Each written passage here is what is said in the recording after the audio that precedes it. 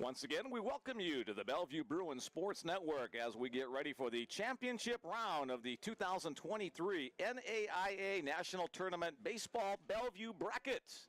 This opening round matchup will conclude between the number 1 seeded Bellevue University Bruins, 2-0 in the competition so far, and the Oklahoma City Stars, 2-1 after fighting their way through an elimination game today with an 11-inning, 8-6 victory over the Doane University Tigers. 4 teams started. Grandview the first to be eliminated at 0-2. Then Doane at 1-2. And now Bellevue and Oklahoma City will match up in the championship round. For the Bruins to win the bracket, all they need to do is win one time. For Oklahoma City, they will need to beat Bellevue twice in order to earn the ticket to the Avista NAIA World Series in Lewiston, Idaho. The ground crew putting the finishing touches on the field. We're running about 45 minutes or so behind the scheduled starting time after game number 1. Had a lot of runs, a lot of hits, a lot of walks, and went 11 innings. Mick Krupski and Adam Watts back with you to do the play-by-play and color commentary on this one. A beautiful day for baseball, temperature in the low 80s in the Bellevue, Omaha area. Just a light breeze, in fact, no breeze at all right now. The flagpole just flag hanging limply out there. As a 4-man umpiring crew meeting at home plate. Dwayne Monlix for the Bellevue Bruins there already, waiting for Keith Lytle from Oklahoma City University. Now he's on his way as well. Let's take a look at the starting lineups for this first championship game. For the Bellevue Bruins, they'll be the visiting team today. The Bruins are 47-8 overall, the number 5 team in the NAIA Coaches Top 25 poll, the number 1 seed in this 4-team tournament. Dwayne Monlix sends out this starting lineup. Leading off and playing center field, Kanta Kobayashi. Batting second, the second baseman, Drew Staley. Batting third, the designated hitter, Logan Grant. The cleanup hitter for the Bruins, the third baseman, Nick Grade. Batting fifth and playing first base, Mathieu Serwa. Batting sixth, the right fielder, Anthony Lind. Batting seventh is Jake Lacey, the left fielder. Batting eighth and catching is Trad Richardson. And batting ninth, the shortstop, C.J. Townsend. On the mound for this game for the Bruins is senior Alex Celicio. Celicio, a 9-1 record, a 4.18 earned run average in this his third season with the Bellevue Bruins. Celicio, in his 3 years, a 23-win, 3-loss, 7-save record. Again, the starting lineup for the Bruins in the batting order, Kobayashi, Staley, Grant, Grade, Serwa, Lind, Lacey, Richardson, and Townsend. The home team today will be the Oklahoma City University Stars. The Stars, with that victory over Doane, 8-6 in the first game today, live on to take on the Bruins in this one. The Stars 32-20 overall. They're receiving votes in the coaches top 25 poll. They're the number 3 seed in this opening round bracket. Here's Coach Keith Lytle's starting lineup. Leading off and playing center field, Aiden Alexander. Batting second, the designated hitter, Reese Ratchford. Batting third and playing third base is Jesse Fontaboa. The cleanup hitter is the first baseman, Trent Corrali. Batting fifth and playing right field, Felix Chenier-Rondeau. Next up, the left fielder, Barrett Daniel. Batting seventh and playing second base is Hunter Lenahan. Batting eighth, the shortstop, Chad Pike. And catching, first action of the series for Hunter Brown.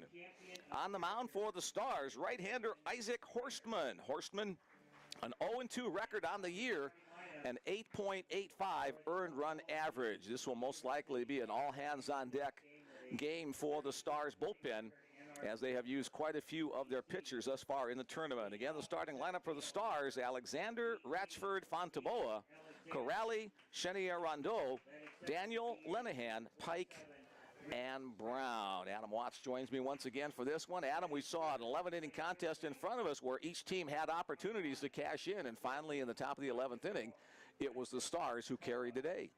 Yeah, I think it's time to buckle up. I think there's going to be a lot of hits again in this game.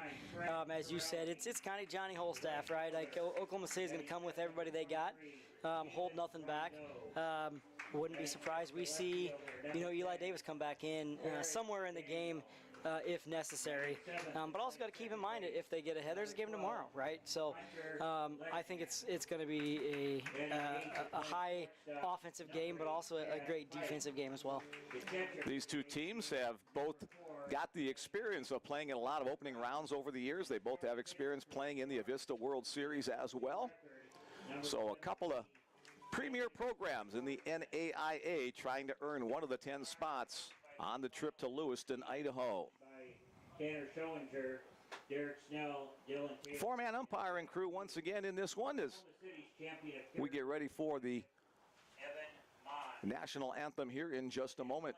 Provides students and fans an important opportunity to honor our country and recognize its principles. The NAIA asks that you now please stand. Remove your hats as we pay our respect to America with the singing of our national anthem.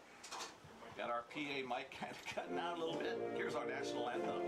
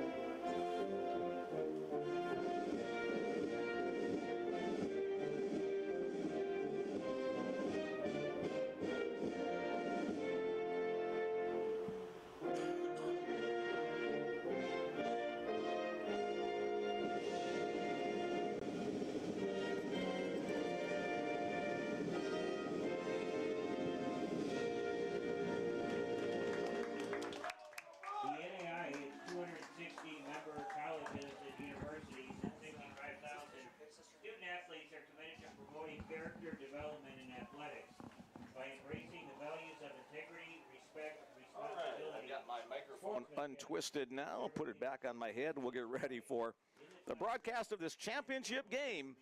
If Oklahoma City wins, there'll be a second championship game tomorrow afternoon. Bellevue fans obviously hoping that doesn't happen. They can win things outright this evening. 2-0 are the Bruins, 2-1 are the Stars as we get ready for this one. The Stars, the home team, means Bellevue will bat first. Let's set the Oklahoma City defense for you. A few changes from what we saw in game number 2. Across the infield will be Trent Corrali at first base, Hunter Lenahan at second, Chad Pike is the shortstop, and Jesse Fontaboa is at third. Across the outfield, Barrett Daniels in left, Aiden Alexander is in center, and Felix Chenier Rondeau in right. Different battery in this game for Oklahoma City. Behind the plate will be Hunter Brown, his first action of the series. And on the mound, right-hander Isaac Horstmann. Horstmann 0-2 on the season, an 8.85 earned run average. Can you give us a little bit more information about Isaac Horstmann? Yeah, let me pull this sheet up here. So it looked like you said before 8.85 ERA, but really throwing 23 strikeouts to 9 walks, averaging 10.18 strikeouts per 9 innings. So could be kind of a coin flip, right? Could be a really good pitching duel, but also could see some hits here too.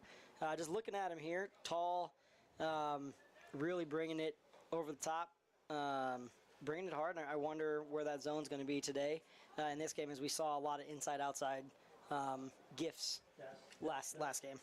Isaac Horstmann, a 6'5", 225-pound sophomore from Albuquerque, New Mexico. The Stars hoping to get some length from him on this start, as their pitching staff is kind of depleted after playing 3 games to get to this spot in the tournament. And for those that weren't with us in the first game, New Mexico still home of the Isotopes. There we go. All right, leading it off for the Bellevue Bruins, the center fielder, Kanta Kobayashi, leading hitter on the year for the Bruins, just under the 400 mark at 392. Kobayashi with a couple of hits in the tournament so far. He'll be the first man to face Isaac Horstmann. First pitch fastball misses up and away. Four-man umpiring crew behind the plate is John Thayer at first base, Tim Arndt, Jacob Samp is at second, and Mike Andrick is at third. Kobayashi pops one in the air on the infield. It'll be the second baseman who will take charge on the play. Hunter Linehan calls off Trent Corrali for the first out of the game. And not a bad pitch to swing at. It looks like he just kind of caught him up on the inside and popped that up, but they're coming out to swing the bats, and you can tell. Next up for the Bruins, second baseman Drew Staley. Drew got whacked in the face on a line drive yesterday playing defense. The ball just kind of knuckled, deflected off the top of his glove and hit him squarely in the face. Looks like he's okay, however. What a hard-nosed kind of a kid. Yeah, I was watching that yesterday, and yeah, it looked like it was a little rough, but tough kid to come back in. 2-0 the count on Drew. Staley has continually raised his batting average on the season. Drew hitting .377. 2-1 now the count on Drew. Yeah, he got hit at the plate as a batter, then got hit in the field as a fielder, so a tough day. Strike on the inside corner, 2-2 the count. On the native of Salt Lake City, Utah, Drew Staley.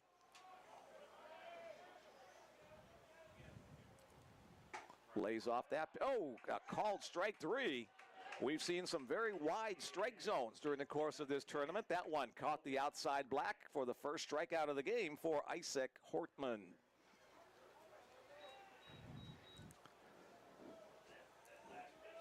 Designated hitter Logan Grant next up for the Bruins. Logan often plays catcher, can also play infield, but he's been the DH in 2 of the 3 games of this tournament. Here's the first pitch from Horstmann. Popped up, out of play, third base side. And they're all coming in ready to swing these bats, so this could be a fun one to watch because we know Oklahoma City is also gonna be swinging it. 8 runs on 15 hits for Oklahoma City in their game number 1 today to defeat Doane 8-6. Another hack by Grant. That one's fouled straight back. Well, let's see how much energy the Stars have left in them. And after that 11-inning contest, you're sure that they'll have plenty, as will the Bruins, trying to earn their ticket to the Avista NAIA World Series. Lays off the pitch in the dirt. 1 ball, 2 strikes. Grant hitting .387 on the year. He's actually the team leader in walks with 36, so showing a good patient eye at the plate. Goes after that one, comes up empty. So it's 2 strikeouts in the first inning for Isaac Horstmann. 3 up, 3 down for the Bruins after a half. Bellevue nothing. And the Oklahoma City Stars coming to bat. All right, once again, we'd like to invite you to be part of our broadcast. If you want to send along a text message, my number is 402-515-7654. As Bellevue starting pitcher, Alex Celicio, one of the stalwart members of the staff for the past 3 years. He'll get the start here against the Stars. Here's the Bellevue defense as we get ready for this one. Mathieu Serwa is at first base. Drew Staley is at second. C.J. Townsend is the shortstop, and the third baseman is Nick Grade. Across the outfield, Jake Lacey is in left, Kanta Kobayashi in center, and Anthony Lynn in right. The battery for the Bruins behind the plate, Trad Richardson and Alex Celicio on the mound. Tell us a little bit more, please, about Alex's season. Yeah, Alex Celicio, a senior from Chula Vista, California, coming into this tournament with a 9-1 record, 4.18 ERA, 71 strikeouts, leads the team, leads the pitching staff with that. Only 16 walks and averaging 7.61 strikeouts. So he's going to put it in the zone. He is going to hammer every part of that zone and see what he can do and throw hittable pitches and let his defense do the work for him. Again, Alex, 23 wins against only 3 losses and 7 saves during his 3 years as a Bellevue Bruin. Started off as a sophomore primarily in relief and then worked his way last year into the starting rotation where he has been excellent. Here we go with the Oklahoma City Stars. First at bat, center fielder Aiden Alexander. First pitch fastball, fouled out of play. And a little stat line that our friend Chris Williamson wrote up for us was only 11 strikeouts. If he can get 11 strikeouts, been the 8th Bruin with 200 plus in his career. So pretty impressive there, and is a part of the active 20-game winner with 23 right now. 1-1 the count on Aiden Alexander. Swing and a miss. Little cut fastball sweeping away from Alexander. Alexander had a couple of hits in the previous game today, 5 on the tournament for the leadoff hitter. Lays off that pitch, good chase pitch, 2-2.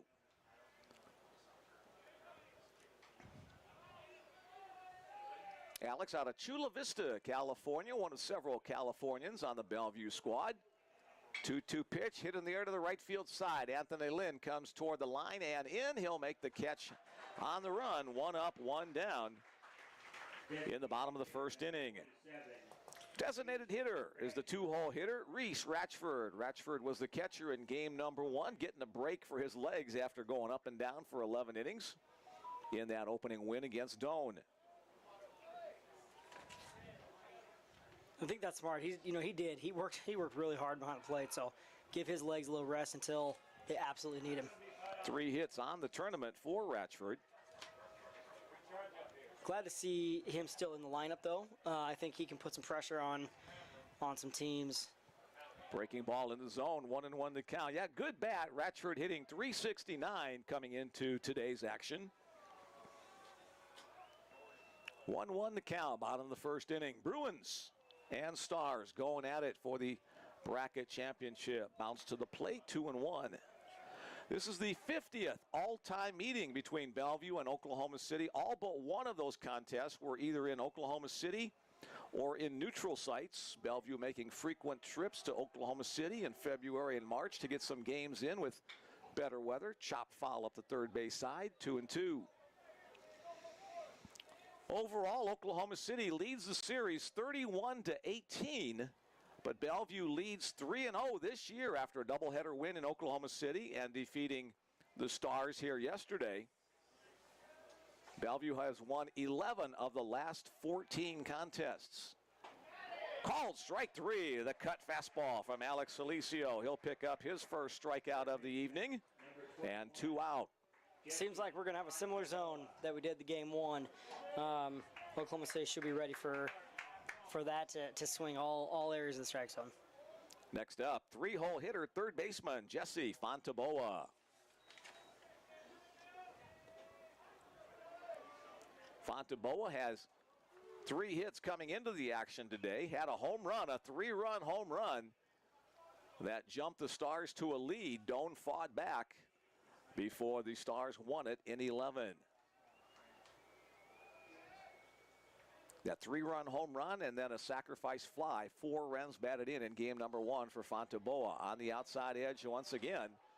If I'm a pitcher, I'm living on that outside corner, and because that's what's been called all day, both games. Yeah, and Bellevue watched most of that game too, so the pitchers got to know. Coaches have to know. They're not going to catch the up-down, but they will catch the inside-outside. 1 ball, 2 strikes, 2 outs. We're in the bottom of the first inning. Thanks for joining us on the Bellevue Bruins Sports Network. Tip of the cap to Chris Williamson for being behind the mic. First couple of days now to Adam Watts doing the color today. 2-2-2. 2 balls, 2 strikes, 2 outs.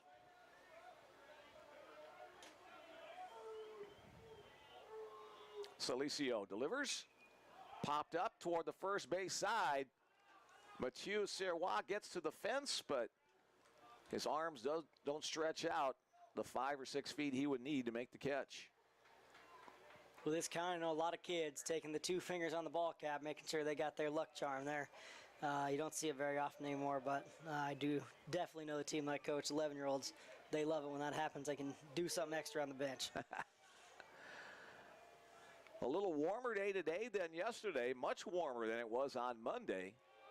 Kind of a hazy sky overhead, but no clouds. Two-hopper to third base. Nick Gray takes it off the chest, picks it up, and throws it. Great defensive play. Third baseman Nick Gray took it off the chest, blocked it, picked it, and threw it. Talk about bodying up and sticking with the play. Had him turned around a little bit and was able just to turn around quick to first base, step, and fire right at his chest. Great play. Bellevue's had a history of solid defensive third baseman over the last many years. Nick Gray played that one to perfection. One inning in the book. Scoreless, 3 up, 3 down innings for both teams on offense. Let's take a quick check of our text messages. We've already had a hubba from the Sakamotos out in California. Cameron here, a BU employee and alum watching online. He says, go Bruins. Let's close out strong. Thanks, Cameron, for joining us. Your broadcast has been amazing all season. Well, thank you very much. Appreciate hearing that. Go Celi, you got this. Cheering loud and proud from Chula Vista. That's Alex's mom. And as usual, she sends along baseball and heart emojis and some praying hands as well. Always helps to have some prayers on your side.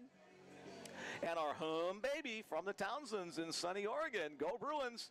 And go CJ, the Bruins shortstop. Looks like we've got one more here. Let's go Bruins from the Townsends in North Dakota. Glad to see Drew at second after the injury yesterday. Way to hang in there. So, yeah, it was kind of ugly and kind of iffy there for a while. Ball hit him squarely in the face, kind of in the nose area. A lot of blood, but tip of the cap to Tyler Kometcher, the Bellevue athletic trainer, for getting him patched up and back in the starting lineup today. Yeah, I saw him. I mean, I was watching it on stream as well, and he was down for a while, but good for them to get that stopped and him ready to play, because he's a key part of this Bellevue team. Nick Gray will lead things off in the top of the second inning. After making that great defensive play, he'll lead it off with the bat. Takes a called strike one from Isaac Horstmann. And it's on that outside block. Like you said, I'd live there if I was a pitcher. Again, the outside part of the plate, fouled back into the glove of the catcher. Hunter Brown behind the dish in this one. Bellevue and Oklahoma City have met twice in the NAIA World Series. That one a little bit low. Back in 1998, Bellevue beat Oklahoma City 7-2 when the tournament was held in Tulsa. In 2003, OKC beat Bellevue 8-7 in Lewiston. A called strike three. So Isaac Horstmann is dealing right now. Strikeouts on 3 of the first 4 batters he has faced. I mean, from up here, it looks close, right? It looks like it's just an inch or two. But down there, I wonder if, a lot of missed going down looking just on that outside corner. Horstmann averages 10 strikeouts per 9 innings on the season. He's dealing another fastball strike on the first pitch to first baseman Mathieu Serwa.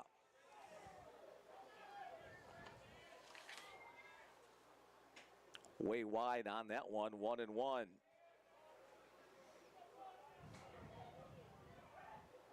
Serwa hitting .367.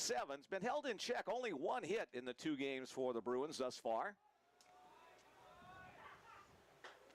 There's that pitch again on the outer half for the called strike. Had a 395-foot out earlier in this series, but maybe looking for a breakthrough game from him here. Any of the Bruins, for that matter. Bounce to the plate. Bounced the play, but you can tell he was still going to that outside corner, right? It bounced there and tailed, so they must have read the scouting report of the umpires as well. At 6'5", Isaac Horstmann, an imposing guy out there on the mound. Mathieu, a solid blast to left field. 1 hops out there. So Mathieu comes through with the first hit of the evening for the Bruins. And 1 on with 1 out, courtesy of the Mathieu Serwa. Solid single to left field. Here's Bellevue right fielder Anthony Lind. Lind, the Omaha native, went to Omaha Central High School. Played some games during that career at John Stella Field, the home of Bellevue baseball during the spring. Also Omaha South High School, and also played some games here at Don Roddy, the home of Bellevue East High School. All 3 of those schools part of the Omaha Metro Conference. First pitch swinging out of play, right side. Way to take that pitch, though, and take it that way. May have missed it, but really shows they're reading these pitches and being able to see that outside. And got to take it that way. You can get some some pressure on the base pass. Yeah, cognizant of where that strike zone is. Again, shooting for the outside, but a few inches too wide. Tom Murray, our PA guy today. You'll hear his voice in the background from time to time as part of our broadcast. Thanks to Tom for his work this week. Down low. 2-1 the count on the Bruin right fielder. Dwayne Monlex goes through a series of signs. Serwa with good speed at first, not necessarily a base-stealing threat. That one's hit right back through the middle. Anthony Lynn with a solid single to center. Mathieu Serwa will have to stop at second base, so back-to-back base hits as the Bruins finally solve the pitching of Isaac Horstmann. Horstmann struck out 3 of the first 4 he faced. Now back-to-back singles will bring up left fielder Jake Lacey. That's great. Just go base by base for now until something needs to be broken open. 1 out, nothing you have to put pressure on, but a great opportunity to put pressure on to get up early in this game. Lacey has 3 hits in the 2 games that Bellevue has played so far. This is the 4th game of the tournament for Oklahoma City. Coming through the loser's bracket. Fastball on the inner half, called strike 1. Okay, so now the Bruins have made the adjustment, looking outside. Horstmann comes on the inside half with that one, trying to jam Lacey. Now goes back outside and hits the outside edge, 0-2. You really hope that Lacey produces in this game. Bellevue is 35-2 when he records a base hit, so very important to get him going. Fair ball down the third base line, just inside the bag. Here comes the first runner, Serwa, around third. He will score the first run of the game on the RBI double by Jake Lacey. 3 consecutive hits for the Bruins. And Bellevue on the board first. And there you go. Their chances just got a little bit higher for this game. Really put that pressure on, and now there's runners on second and third. Psychologically, if the Bruins can jump out ahead early in this one, it may take Oklahoma City out of the game. They fought a tough game in game number 1 today, battling through 11 innings. Well, the Bruins trying to add to their 1-run lead behind the bat of catcher Trad Richardson. And Oklahoma City having most of the same starters out in the field, so got to be tired. It's not cool outside. It's got some heat there. Temperature in the low 80s. It feels like there's more humidity in the air today than there was early on. I know, but I'm just saying, that's just a stat for you. 1-0 the count on Trad. 2 ducks on the pond out there for him if he can deliver a base hit. Down low, 2-0. Richardson 1 hit thus far in the tournament. Trad hitting .336 on the year.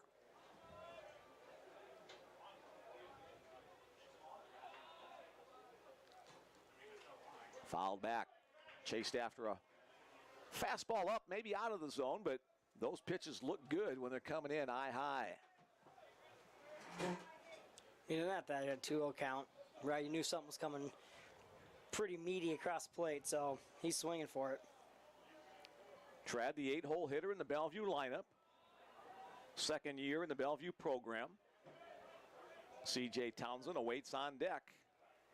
Trad, hard hit to left field. That's fair down the line.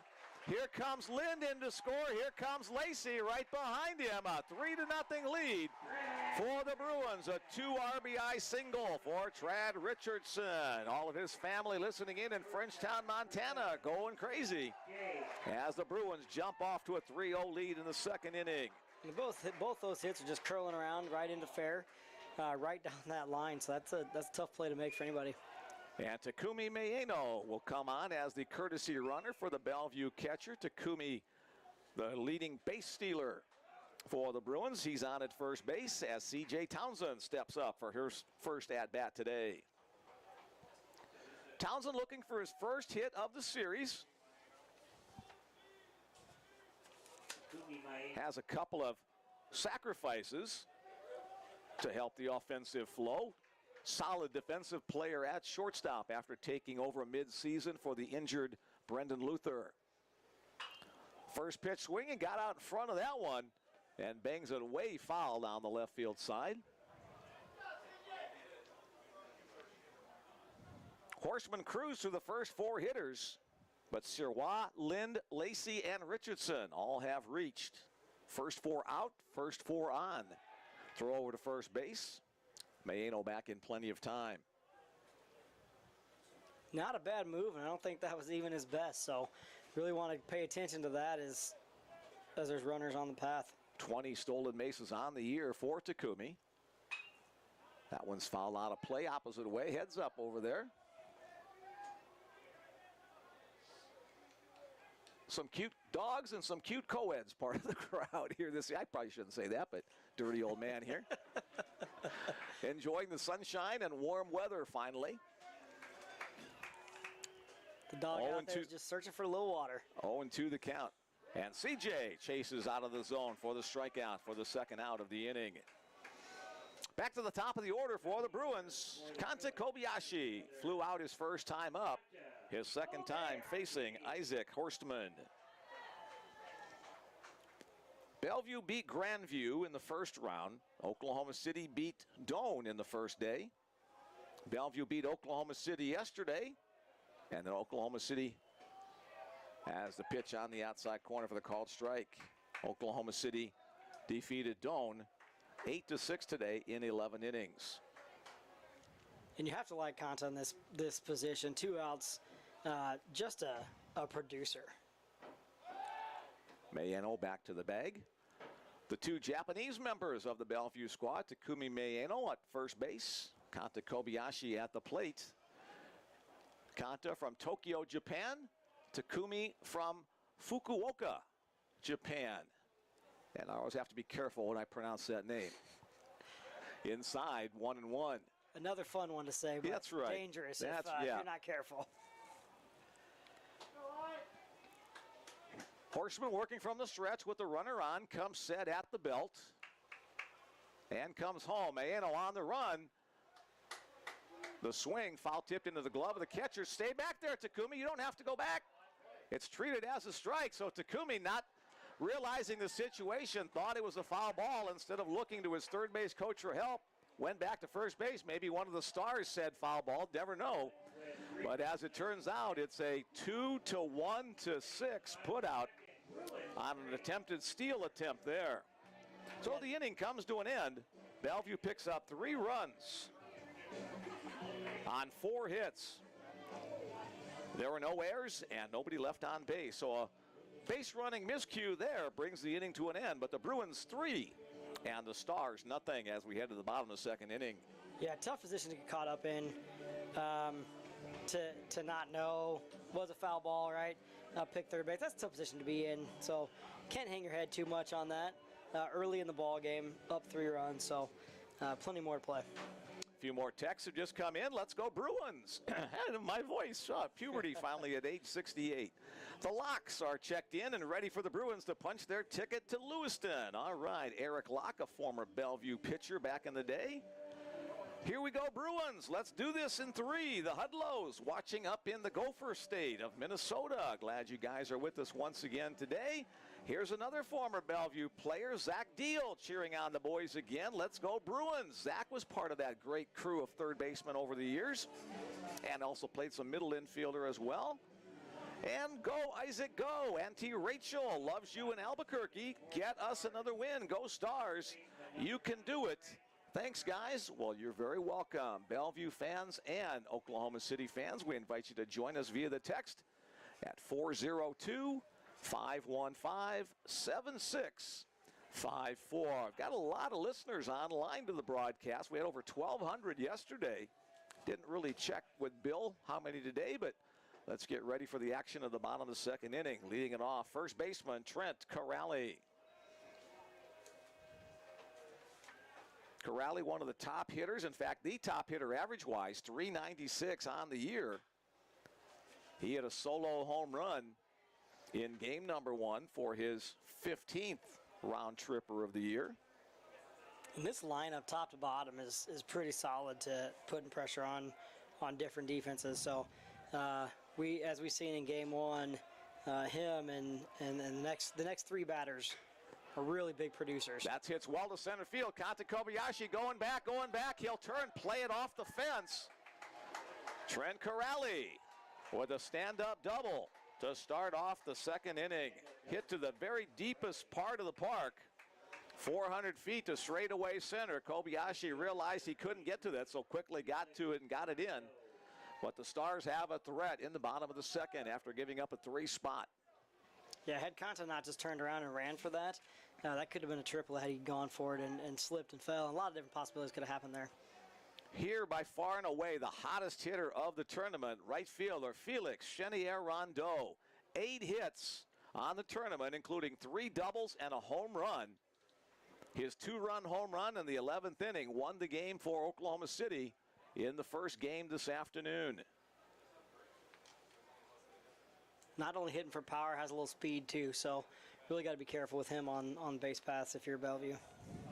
Chenier-Rondeau is going to try to pull the ball here to advance the base runner or get a base hit at the same time. So let's see if Alex and Trad try to work on the outer half of the plate to help try to deny that from happening. Celicio looks in, goes to his stretch, comes set at the shoulders, and delivers a little bit too far outside. Ball 1. Yeah, don't want to throw anything that's tailing in on him and tailing to that barrel. We know that he can hit one, and he's got some power to back that. Alex works from the first base side of the rubber. Again, going for the outside corner, but again, misses a little bit wide. Alex was named a second-team All-Conference player this year in the North Star Athletic Association. Bellevue had 9 first-team members of the All-Star team and 3 more second-team members. Swing and a miss. Nice pitch, keeping it away from he was swinging to put that thing 330, 340 out there. 2-1 now the count. Alex looks in once again, working with Trad Richardson, the battery for the Bruins. Good pop on that fastball. Chenier-Rondeau a little bit tardy. 2-2 the count. That one might have gone through the net once again. We saw that last night as well. So even you got the net in front of you, there's maybe a hole or 2 in there. So got to pay attention to the game. There's been talks about redoing this press box and backstop for a while. So maybe it's time if those balls are coming through those nets. 2-2. Stays alive, fouling it off the tip of the bat. Bellevue with 4 Canadian players on their roster. Chenier-Rondeau also from Canada. He's from Quebec, just like Mathieu Serwa, the Bruins first baseman. Bonjour. Pretty much exhausted my French vocabulary right there. Comment allez-vous? Okay, I got a few more in me. Here's the 2-2 pitch once again. That one's buried in the dirt. Count will go full. There's a situation with the open base at first. You don't have to plug one right down the middle of the play. You can still try to shoot for a corner, try to get Chenier-Rondeau to chase. Again, Alex comes set. He does that very thing on the outside corner, blows the fastball by Felix. Second strikeout of the game for Alex Celicio. And there's some good pop on that. I wonder if we had a gun, what that was running. Looks like they have it down there. My eyes aren't that good. Yeah, Alex can get it to the low 90s. He and Dustin Shorey both can get it there. Just about every player on the Bellevue pitching staff can hit the low 80s or upper 80s to low 90s. Here's left fielder Barrett Daniel.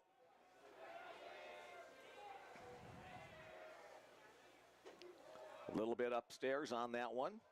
Daniel hitting .273 on the year.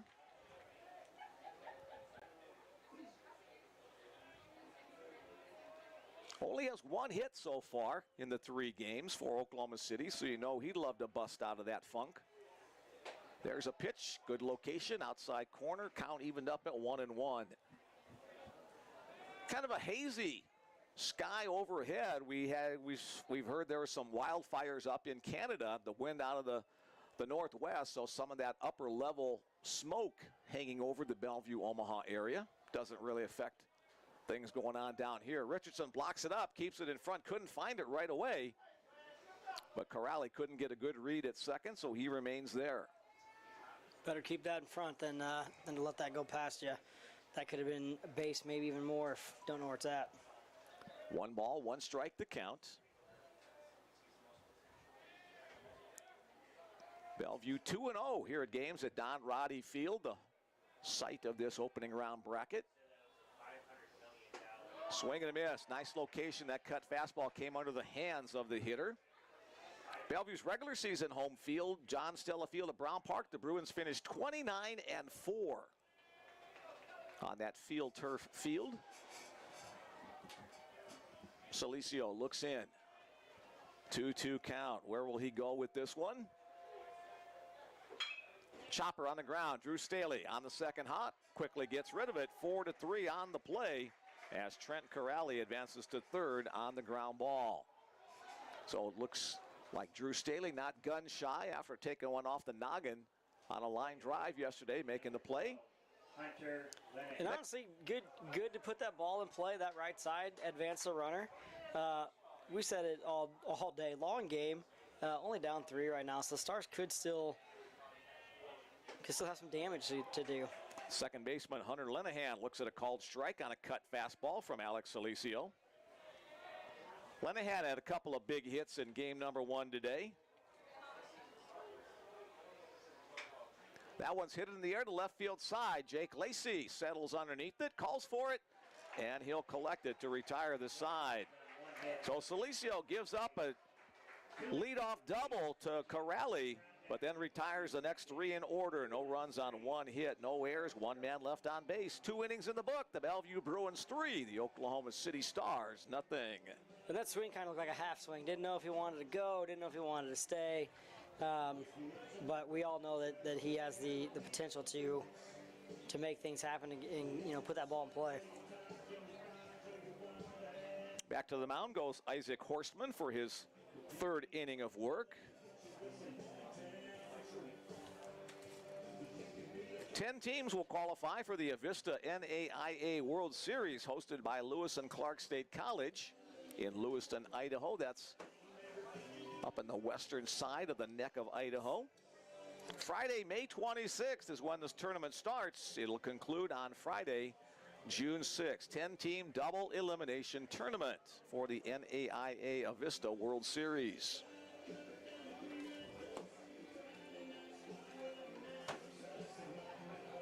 Short and sweet on this text from the 405 area code. Go Stars. And again, we apologize. The score bubble on the lower right side of the screen for some reason has not been working this entire tournament, so we put it out of our misery, so it's not there. And one more here. Let's go Bruins. Let's seal the deal. The deal is get to the Spud State. The McMahons are cheering on from Bozeman. Great broadcasting. Well, thank you for that compliment. Parker McMahon, one of the Bruins relief pitchers. Parker was up and working in the bullpen yesterday, but did not need to be used as a complete game victory for Blake Crippen. A complete game victory for Dustin Shorey in the first game. Blake Crippen getting the complete game victory yesterday.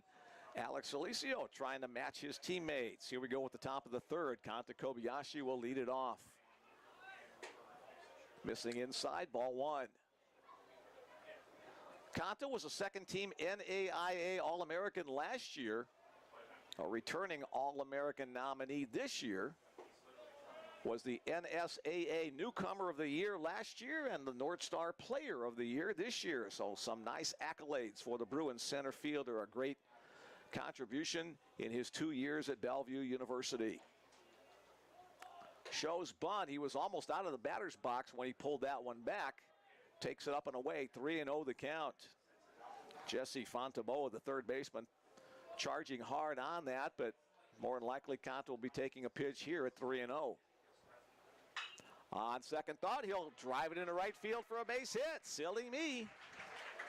I mean, as a lefty, you get that low inside pitch on a 3-0 count. Absolutely, you're turning on that. Saw his one pitch, one spot, and took it that way. Nice job. 3rd hit of the tournament for Kanta. He's on base once again. He's one of those guys that finds a way to get on board. Kobayashi with just under a .500 on-base percentage. Here's another guy that likes to get on board. 2nd baseman Drew Staley. Staley right at .500 on base percentage. Nice 1-2 punch for the Bruins at the top of the order. Pitch down low, ball 1.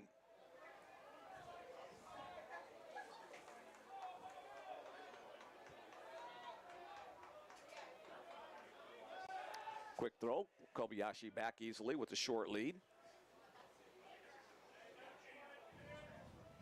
Not a bad idea, though. Conta's he's dangerous on the base path, so got to keep him honest over there. Playing Staley straight away. Another throw.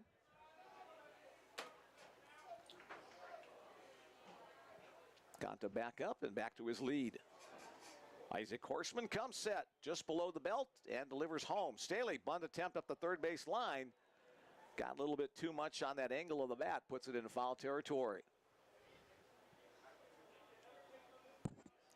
We saw Doane University in game number 1 today struggle with their bunting game. A couple of opportunities had they got down sacrifice bunts may have changed the course of that game. As it was the Oklahoma City University Stars who came out on top. Their season continues. Runner goes on the hit and run. A little chopper up the third base line. Fonteboa, the third baseman. The throw, they say no. The first baseman, Corrali, pulled his foot off the base, trying to get to the throw. As we look to Bill Mullins for his decision, E5 on the play on the throw by Jesse Fonteboa. Had to rush his throw to try to get the speedy Drew Staley. So the Bruins with runners at first and second. And what a great call, too. As he was reaching in, you definitely saw his foot come up. So umpire made a really good call there. So first 2 men reach in this top of the 3rd inning. Next up, Logan Grant. Grant, a big run producer for the Bruins, hitting out of the 3 or 4 hole most of the season. Takes a pitch there for the called strike 1. Logan with 68. Runs batted in. He's battling with Jake Lacey. Lacey with 69, so those two have been fighting for the lead. Nick Grade with 60 as well. Puts the bunt down. Fonteboa on the run. The throw to first base. Not in time to double off Staley. A good read by the Bellevue baseball runners. Third baseman, number 31, Nick. So the Bruins trying to bunt on the advance there, but instead it turns into an easy out. Here is Nick Grade, the Bellevue third baseman. Nick, a strikeout victim, looking his first time up today. He'll try to atone for that here. Nick, the leading home run guy for Bellevue, 15 dingers on the year. Bellevue with 4 guys in double-digit home runs. 87 home runs on the year. Fastball, good heat on that one by Horstmann in the zone for the swing and miss. And not only good heat there, but he's really, really doing a good job hitting the black parts of that plate in the inside-outside corner. So he continues to do that. He's going to go a long way in this game. Swing and a miss there on a breaking ball. 1 out in the inning. Stars hoping to try to turn a ground ball double play. Kobayashi gets his lead at second. Staley at first. 0-2 the count. Let's see if Horstmann goes out of the zone trying to induce the chase. He does. Good discipline there by Grade not to chase. 1-2 the count. Good pitch on 0-2. Putting that fastball high, though. Shading Grade slightly to pull. Pop foul. We'll do it again.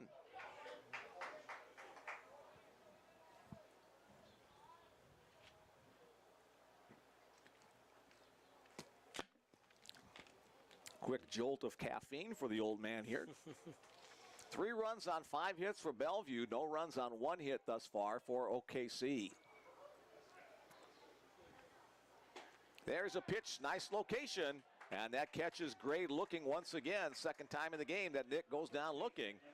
2 outs now on the inning, and it'll be up to Mathieu Serwa to drive in a run. If I'm not mistaken, I think that was the same pitch he went down on the first time around, really tailing into that corner. We've said it over and over again, so I think I'm beating a dead horse, but that zone it's consistent. Yeah, that was there. There's no argument with that. Nick just kind of turned around and headed back to the bench. Here's Mathieu Serwa, had a solid single to left field in his first plate appearance today. Let's see if he can duplicate that, give Kobayashi a chance to turn the corner at third and head for home.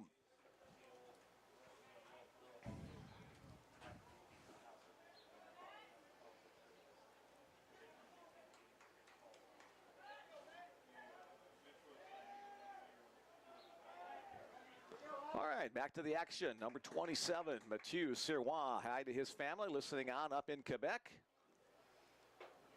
Tries to check his swing. It's in the zone. Strike one. Bellevue averaging 9.7 runs per game. They just clubbed many of their opponents in the North Star Athletic Association. They had, I think it was 5 20 or more run games in conference play this year.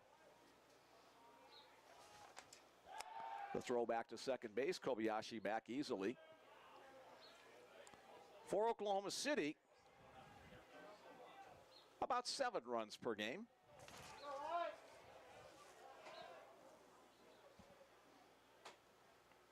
Lays off that one. 1-1 to count on Serwa.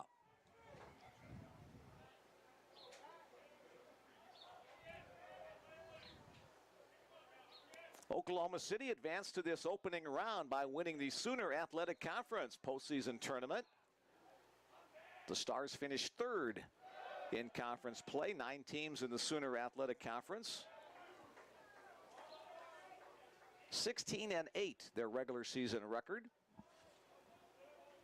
Now 32-20 overall. 2-1 the count for Serwa. Slate advantage to the hitter. Horstmann delivers that down the heart of the plate. Mathieu got fooled on that one. Yeah, he definitely was. He was looking for something, maybe either inside, outside, whatever it was. He pumped that right down the middle. And might have been a changeup from Horstmann as the bottom kind of dropped out of that one. That one's going to drop into center field. Here comes Kobayashi rounding third. A nice tight cut. Here comes the throw to the plate. Not in time. Kanta Kobayashi using his speed as Mathieu Serwa provides his second hit of the night. An RBI single to center field. It was a good throw by the center fielder. Just not going to catch up to Kanta's speed there. He got a good jump. Was able to round third real tightly and yeah, Aiden Alexander out in center field made it as close as he possibly could, but great speed on the base paths. Drew Staley has to stop at second base, not to run into an out on the play. So runners at first and second for Anthony Lind, who singled his first time up. Swing and a miss. Anthony scored a run, his first plate appearance after that single.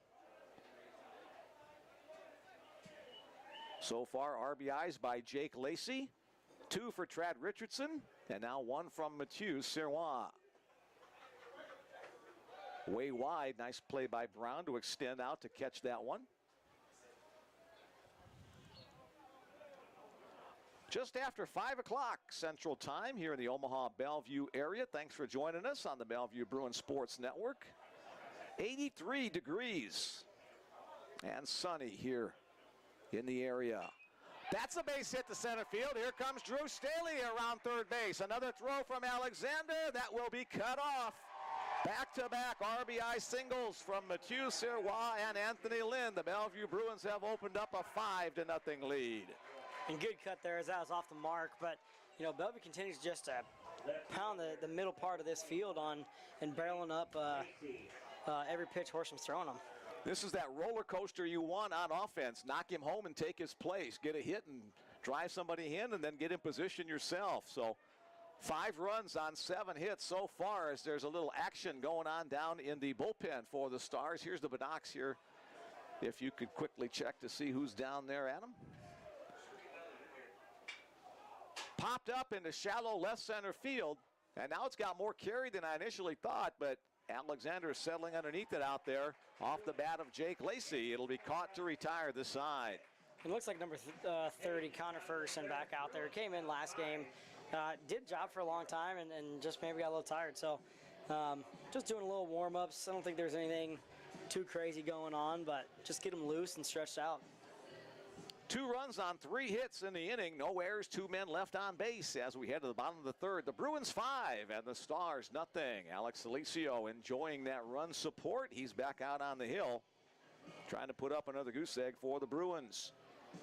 And this is where Oklahoma City, I mean, this is where it pays off, I guess, for Bellevue to only have 2 games under the belt in this thing, because they're on number 4, and they're tired, right? So this is where it pays off to win early. Bellevue wants to keep the pedal to the metal, keep the pressure on.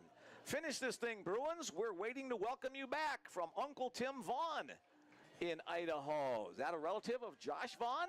I think so.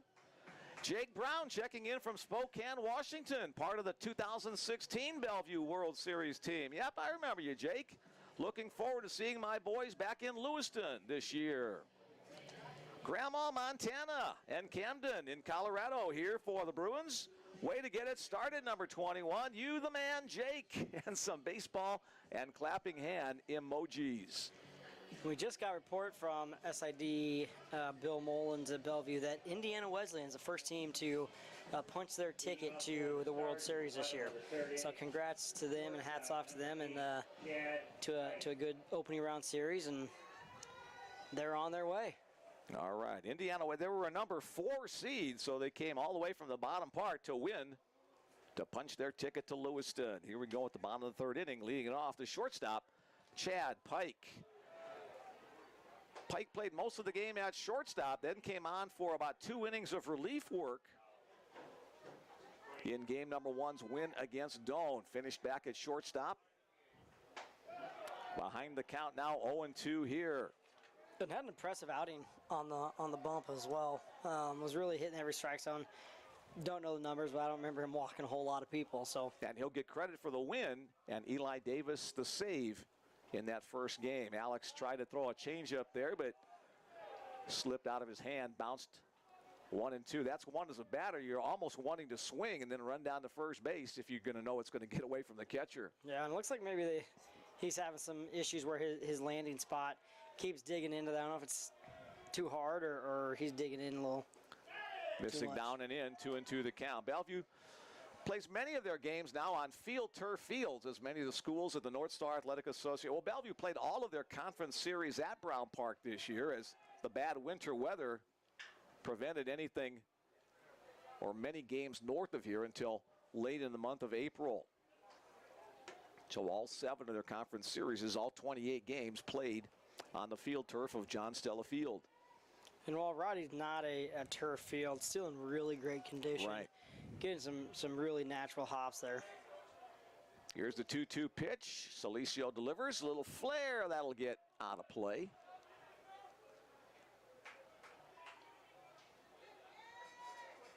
Fresh supply of baseballs brought into the home plate umpire.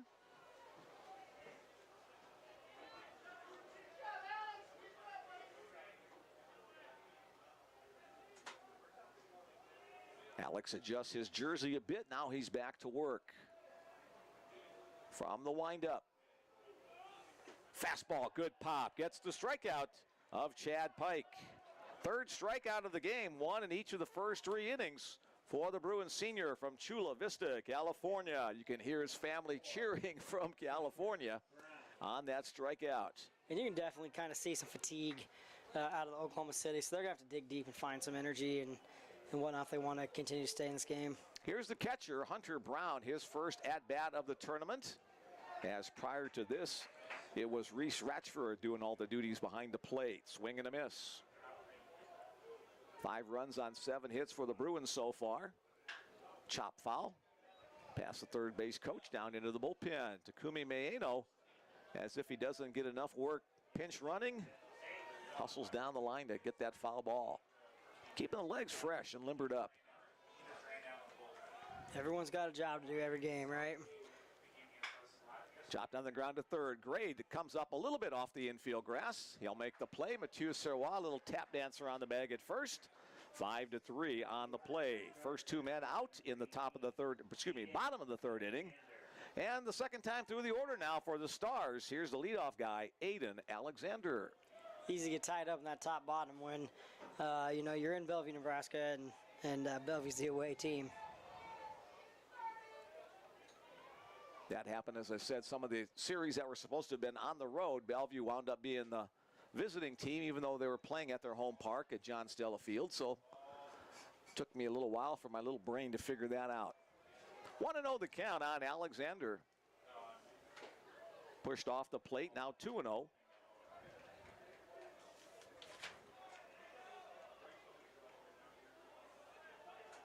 Five hits on the tournament for Aiden Alexander, doing a nice job of getting on base. Chopper to Hopper to short. C.J. Townsend on the money with his throw. So a strikeout and 2 ground ball outs are the summation of the inning. 3 innings in the book. We're 1/3 of the way through. The Bellevue Bruins 5 and the Oklahoma City Stars 0. Impressive first 3 innings out of the Bruins, you know, allowing just 1 hit. Pitchers just really throwing, working down in the zone, getting ground balls, these pop flies. Not a whole lot of pressure that Oklahoma City's put on the base pass right now. You know, Alex is not, I mean, he's not a physically intimidating kind of a pitcher out there on the mound. He's not 6'5", 225 like Horstmann, but Alex uses everything in his body, gets that good torque, 5'10", 150, uses the torque of his body generating from his lower half and his upper half to get the job done. 23 victories during his time as a Bellevue Bruin. He'll be wrapping up his career, hopefully, in Lewiston, Idaho. And also part of the 100 strikeout club. Looks like, I don't know what's up to date now, but on here it said 189 coming into the tournament. So impressive stat line. Add 3 more to that. 189 plus 3? 192. 192. 8 strikeouts away from reaching another notoriety. 8 strikeouts away to become just the 8th Bruin with a 200 plus strikeouts in a career. So we could see it today. Within the way distance. he's dealing, we could see it today. All right, tip of the cap again to the Broom crew for giving the infield dirt a little loving. Some of the reserve guys on the Bellevue roster. I think you're limited to 22, 25, something like that for the tournament that you can have. Sometimes during the regular season, Bellevue's dugout has about 100 people hanging out in there. Maybe not quite that many, but sure looks like it sometimes. Yeah. I think you're right, 25 maybe. Trad Richardson will lead things off in the top of the 4th inning. A big 2 RBI single his first time up. Isaac Horstmann back to work on the mound. Trad fouls it down the third base side, out of play.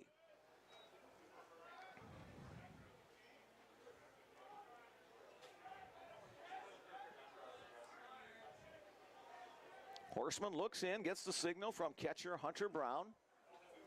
Misses away, 1-1.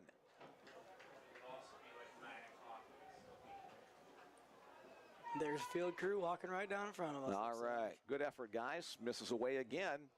Hi to everybody out in Montana listening. Several different Bruins hail from the Treasure State, Montana.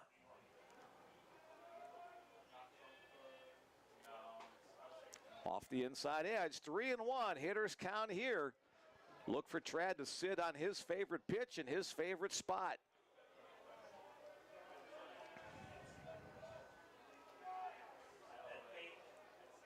Horstmann, the look in, the wind, and the pitch. Fouled straight back. Trad had a good hack there. The count goes full.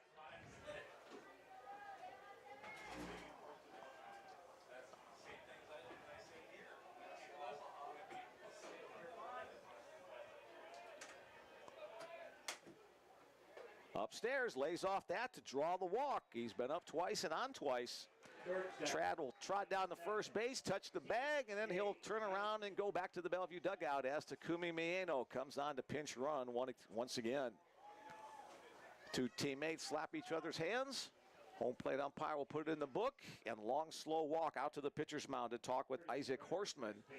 And it looks like we are going to have a call to the bullpen for the Oklahoma City Stars. That will be the end of the line for Isaac Horstmann as we await the new pitcher to come in. It looks like it's number 30, Connor Ferguson, came in again last game, about the same time frame maybe. Yeah.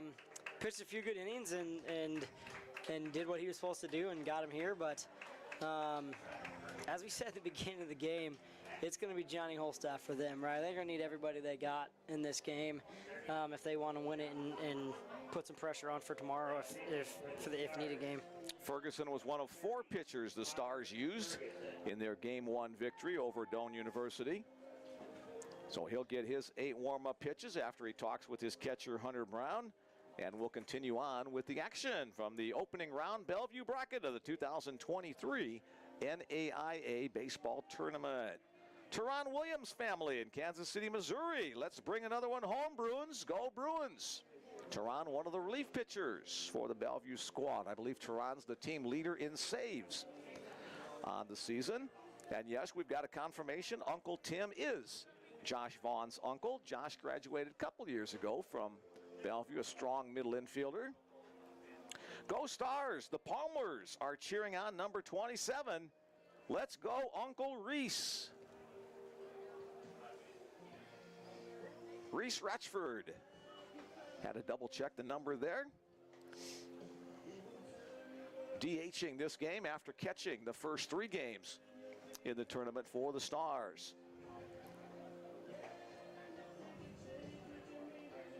Let me throw that number out there one more time. If you want to be part of our broadcast, send along a text message, 402-515-7654. Good to see so many of the Bellevue student athletes from other sports at the ballpark today. A lot of the other coaches as well participating, helping to organize and run this tournament. 3rd consecutive year that Bellevue has hosted an opening round bracket. Bellevue came in runner-up 2 years ago. They won the tournament last year, hoping to win it once again. Off to a good start, a 5-0 lead through the first 3 innings. Connor Ferguson finishing up his warm-up tosses. Must be one of those guys with kind of a rubber arm that is able to bounce back in the second game of the doubleheader. I was just thinking that, you know, he did throw quite a few pitches in there in those few innings that first game, but whatever they're giving him to stretch it out, he looks fine. It doesn't look like he's been any wear and tear on that today at all. He threw a little over 2 innings of relief work in game number 1. The first man he will face here is C.J. Townsend, first to throw over to first base. Done in part to chase Takumi back, but also to see if C.J. Townsend might be showing bunt. Townsend, a strikeout victim, his first time up tonight. C.J. not showing bunt, instead takes it off the back on the hit by pitch. The Bruins have runners at first and second. Center fielder, number 15. That's happened in each of the last 2 innings. Bruins picking up 3 in the second, 2 in the third. Knocking on the door again in the 4th. Top of the order, 3rd time through for Kanta Kobayashi. And if you're the Stars, first and second, no out with Kanta up. This is not a position that usually ends well. So we'll see if he can put some pressure on him. Kanta, a good bat control guy. He's not showing bunt as the pitch comes in the dirt. Brown gets a piece of it to deny the Bruins a base advance. Dwayne Motlix going through the signs in the third base coaching box. Touching just about every part of his body there.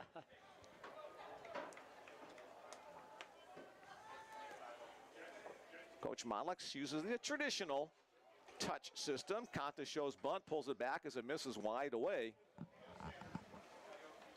So Connor Ferguson trying to find his release point so we can get it in the strike zone. 3 pitches, 3 balls, including 1 off the back of C.J. Townsend.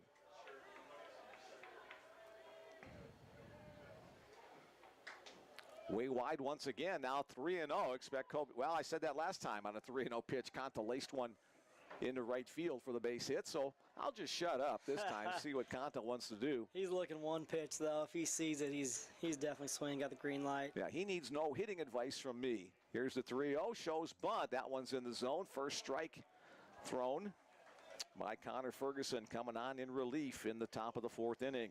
A lot of different options, and that's not one I saw was to show bunt there, but like you said, no hitting advice from me needed. Ferguson out of Garden City, Idaho. That's got to be not too far away from Lewiston. On the outside edge, just off the outside edge. Ball 4, the call. And Kobayashi will draw the walk. That'll load the bases as Maeno advances to third, Townsend at second. Kobayashi at first as Drew Staley steps to the plate.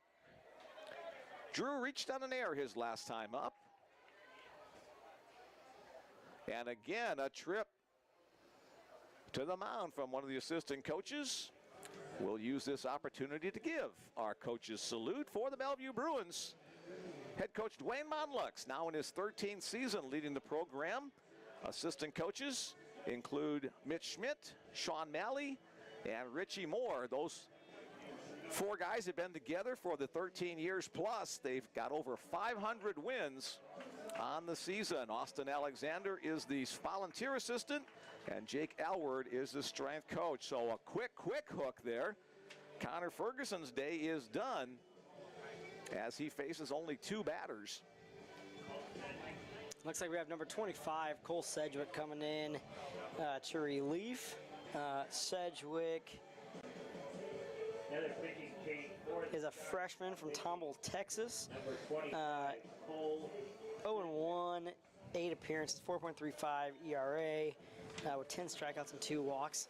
I'm not surprised that Ferguson had kind of a short hook there with pitching a little bit in that first game. So we'll see if Sedgwick, and maybe that was just, to give Sedgwick some time to warm up. Hope that he can go a little bit further. Sedgwick appeared in yesterday's game against the Bruins in relief. In fact, he finished up the game after starting pitcher Tyler Polk got as far as he could.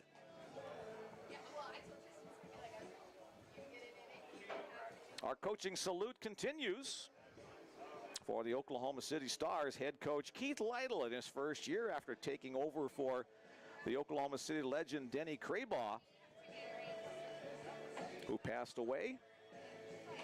Tanner Scheninger, Derek Snell, Dylan Taylor, and Jack Pugh are the assistant coaches for Keith Lytle. In fact, Bellevue head coach Dwayne Monlux was showing me before today's game that he has a bracelet, one of those rubber bracelets for your wrist that he got from Denny Craybaugh a few years ago. And on that bracelet, the slogan that Coach Craybaugh was famous for, winning doesn't suck.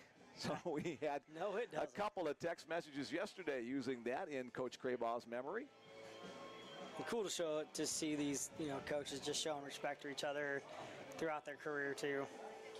Yeah, there's a nice camaraderie amongst most of the coaches. I won't say all, but most of the guys cooperate very well, and they're in the same career and want to keep things going. Hey, there's another winning doesn't suck bracelet. All right, here we go. Drew Staley steps back in as he awaits the first pitch from Cole Sedgwick. Drew looked like he was taking all the way. Fastball for a called strike one.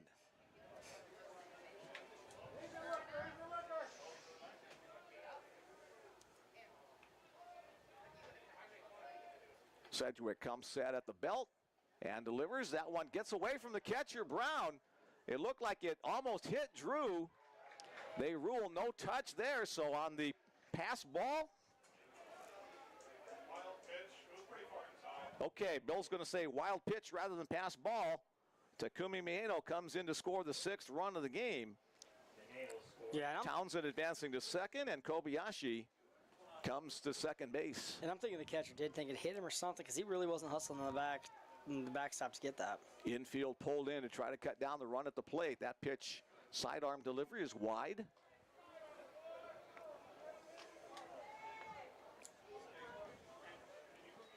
Two and one the count. Chop foul, making it 2-2. Hey, nice play by Logan Grant to carry him off the cement lower part of the wall over there, the on-deck circle. So Drew wants to try to make contact just enough to get it over the head of the infielders. Still nobody out in the 4th inning. Bruins at second and third.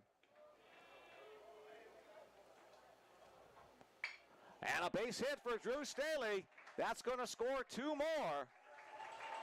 So Drew Staley did a nice job of pulling his hands in on the zone, and the solid single to center field.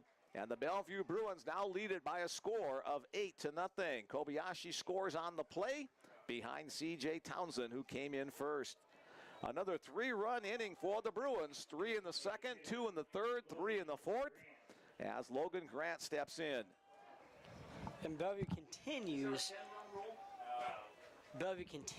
to pound the middle part of this field, so they're really just barreling the ball up. Great piece of hitting so far. I just wanted to confirm there is no 10-run rule in championship level baseball. Hi, Micah.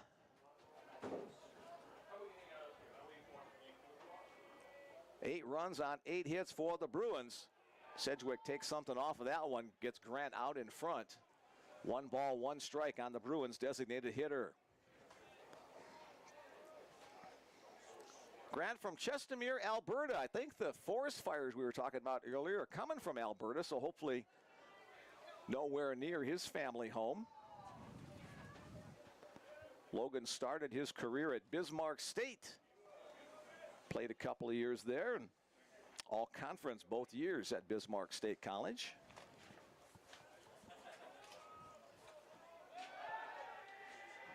Last year, Kanta Kobayashi was the North Star Athletic Association Newcomer of the Year.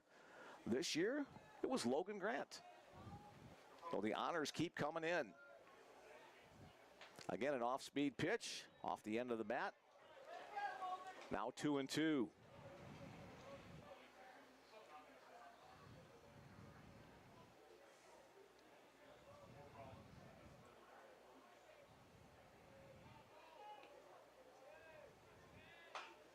Chop foul up the first base side. Austin Alexander coaching at first. Gave a thought about going to make a play on that, and then thought better of it. Austin, a former Bellevue baseball player. Richie Moore, a former Bellevue baseball player. Chopper to short. Steps on second base for 1. The throw to first base is in time. Nicely executed double play by the shortstop, Chad Pike. He'll get both the assist and the putout on that play. And he's been a key player for this team, definitely all day. I'd assume all season, with the ability to come in and pitch and you know, get some key plays in the shortstop position. Nick Gray, the next Bellevue batter. He's probably the happiest person in the ballpark to see that Connor Ferguson is no longer in the game. Nick was caught looking on 2 strikeouts in his first 2 plate appearances, facing Cole Sedgwick here for the first time. Missing away. 2-0. 2 out, nobody on. Bellevue up 8-0. Way wide once again. Kind of that sidearm, but somehow short arm delivery by Sedgwick. A little bit different look. It doesn't look like he's putting a lot behind it, but it's coming in there pretty good still. Tailing away from right-handed batter. Again, missing outside, and it'll be a 4-pitch walk for Nick Grade. Yeah, we've seen some outside pitches, but those ones are a little too much out there to be called. Here's Mathieu Serwa, 2 for 2 today, including an RBI his last time up. We've seen Mathieu hit some tape measure shots this year.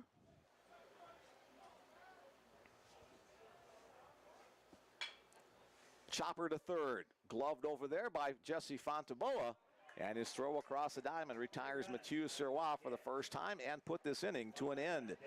Bellevue picks up 3 more runs on only 1 hit.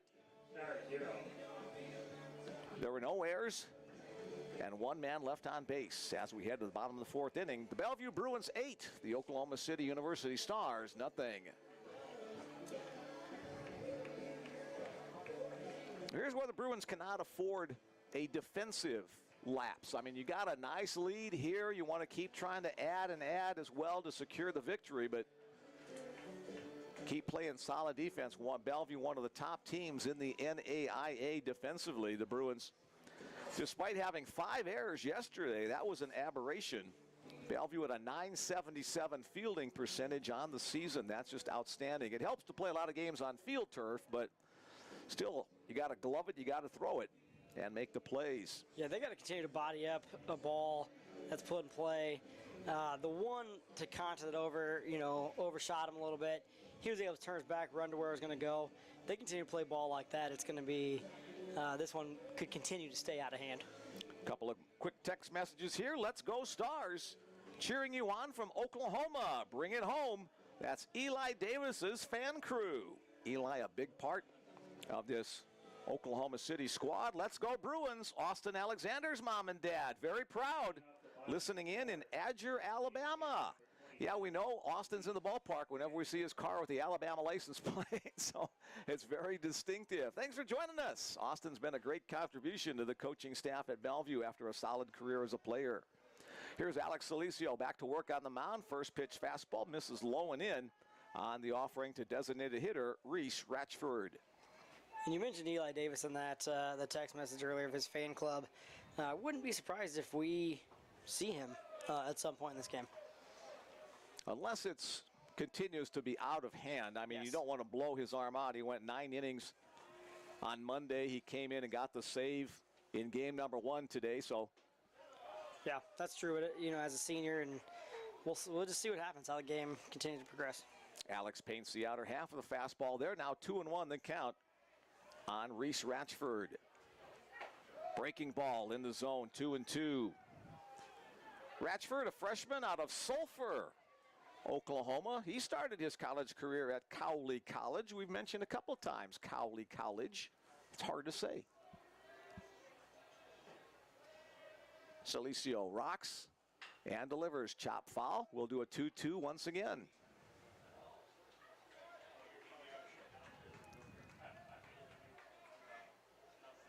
A lot of mining down in the Souter State. I see Sulphur there. Mickey Mantle, my baseball hero growing up, from Commerce, Oklahoma, where his dad worked in the lead and zinc mines. Chopper on the ground is short. Comes up nicely for C.J. Townsend. His throw to Mathieu Serwa is perfect.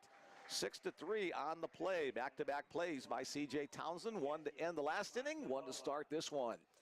Yeah, they haven't, Oklahoma City hadn't put a lot of pressure yet on Bellevue's defense, and so they're really going to have to figure something out here pretty quick if they want to keep this close, because we know Bellevue's not done hitting. Third baseman Jesse Fontaboa next up for the Stars. Grounded out his first time up.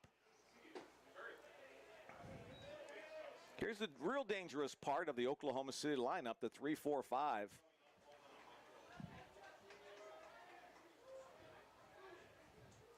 Lays off that pitch down.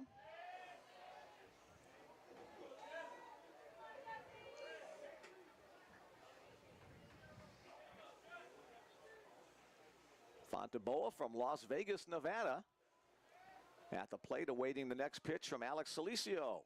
Coming right back. Hey, hopefully you got that picture. A young lady in front of us here taking some video. That foul ball would have come and bonked her right in the camera if the net wouldn't have stopped it. I was paying attention more to that, to the ball, and I was trying to see if she got it on there. The 2-1 pitch. That one's hit in the air deep to right center field. Anthony Lynn, Kanta Kobayashi. It'll be Anthony making the play. Just a step or two in front of the warning track for the second out of the inning. Just missed that by just a little bit, and it could have kept carrying. So Fontaboa, got a home run in the last game to left center field. Almost added one to right center there. Just a little bit off the barrel. That'll bring up first baseman Trent Corrali. He doubled the center field his first time up. So far, that's been the only hit of the game for Oklahoma City. Fouled on pitch number 1. Looking for the baseball. There it is. Corrali finds it, hands it to home plate umpire. I think it got a little piece of the home plate umpire there, so Trad Richardson will walk the ball out to the mound to give the home plate umpire a little breather. Yeah. I'm sure he appreciates that. John Thayer, the home plate umpire, he would do the same thing if it went off Trad, so that symbiotic relationship between umpire and catchers. Celicio again. Breaking ball in the dirt, swung on and missed by Corrali. Alex, like many pitchers these days, will make that first start of his windup on the side step towards first. Then he'll come back up and balance up. Side step, balance, and delivery. That one upstairs. Almost sound like I know what I'm talking about occasionally. Like you've done it once or twice before. 1 ball, 2 strikes to count. Not a bad miss there up in the zone. So Yeah, he would trying to chase. though. Just off the outside edge, now 2-2.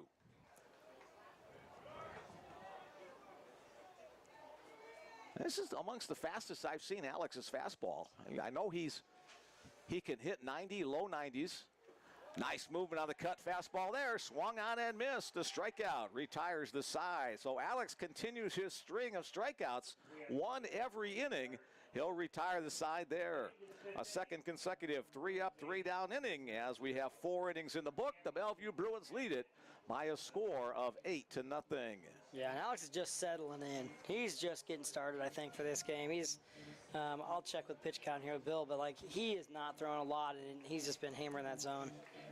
Go Bruins, go Alex. We love you. From your sister watching in Chula Vista, you got this. And a nice big red heart emoji as well. Alex's family has been very supportive of him throughout his career. And we appreciate you guys listening in and sending your support online as well. Let's go Bruins, all gas, no brakes. Lewiston is a mere 5 hours from us. Great broadcast. I didn't catch your sidekick's name, but he knows these Bruins too. Appreciate you all season long.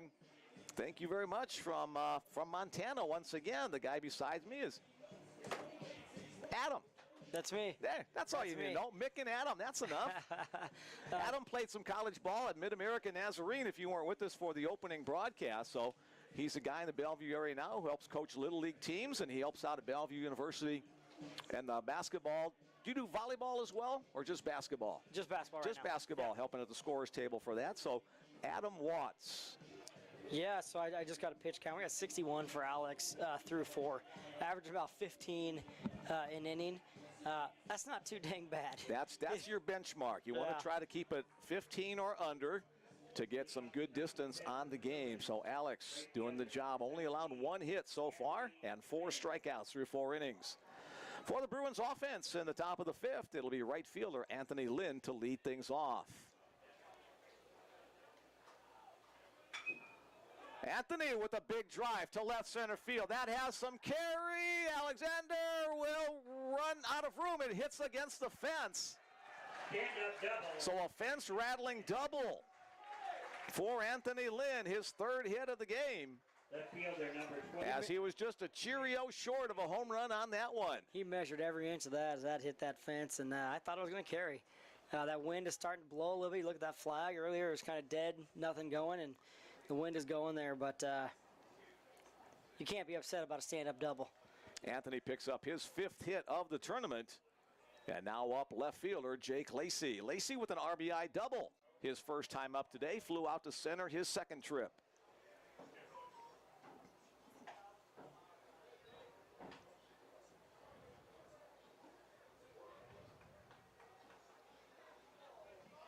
Lacey awaits.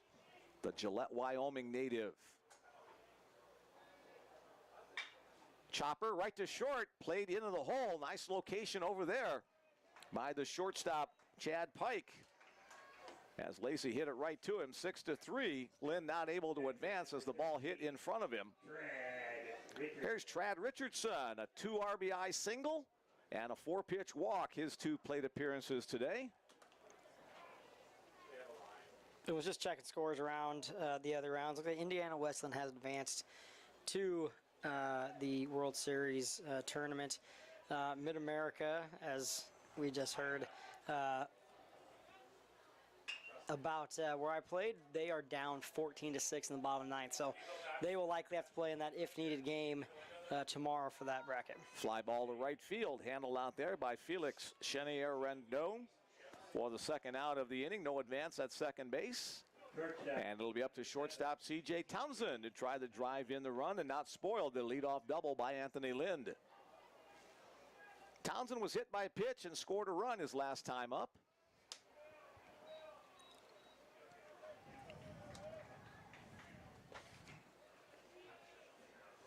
C.J. out of Eugene, Oregon. That one's hit through to the right side. Here comes a runner rounding 3rd. The throw to the plate. One hopper is not in time. A safe call at the plate on the outward slide by Anthony Lynn. C.J. Townsend picks up an RBI on that single through the right side of the infield.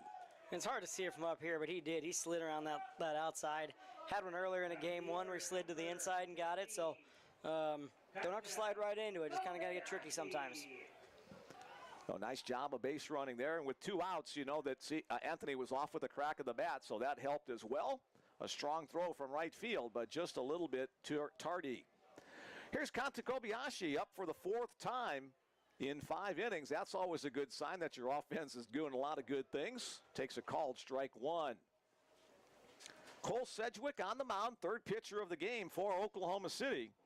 Isaac Horstmann got the start, made it through 3 innings. A brief appearance of 2 batters for Connor Ferguson and Cole Sedgwick since then.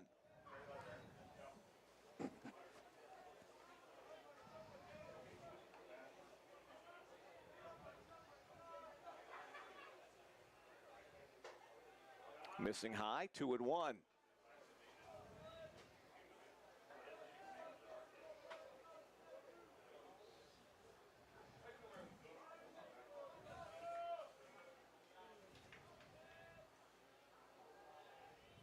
A double look to the runner back at second. The pitch upstairs.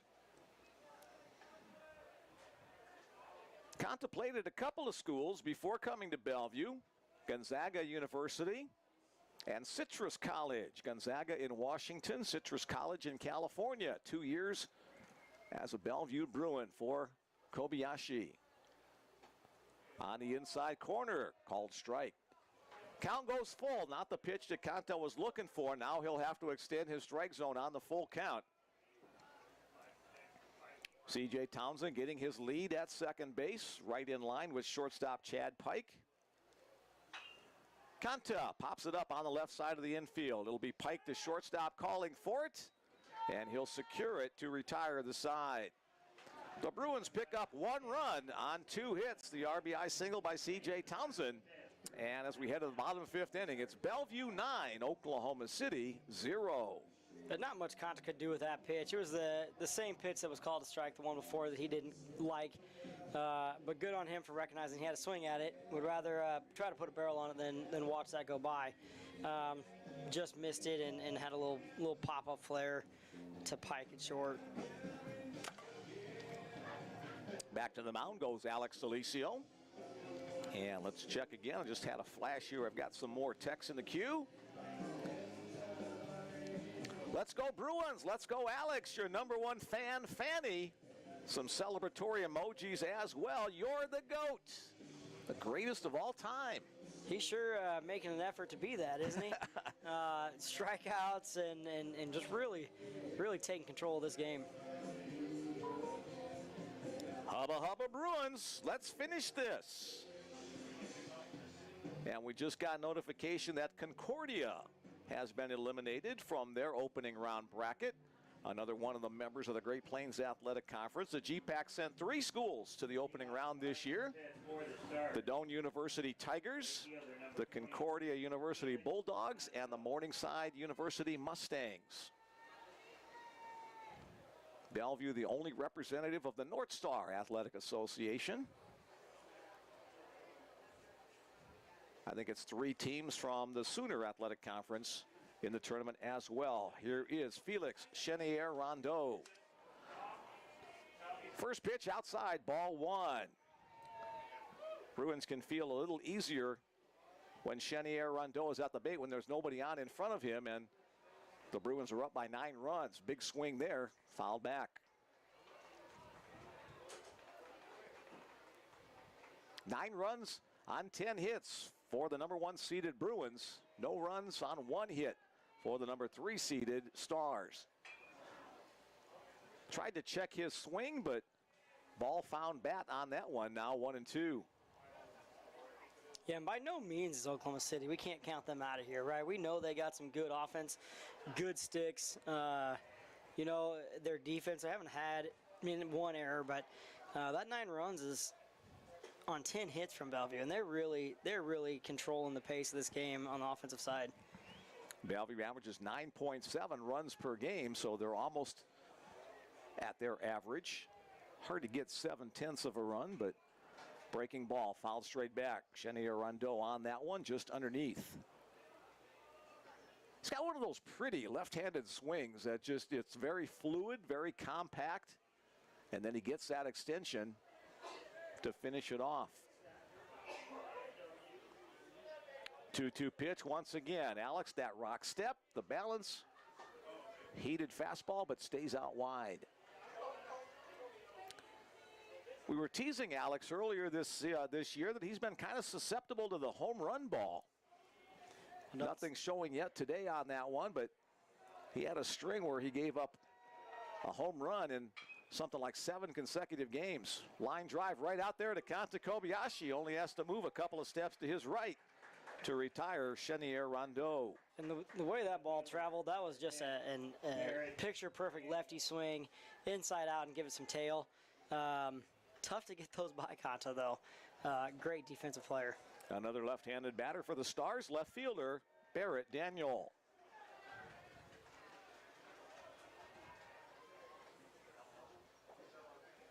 Ball one on the first pitch.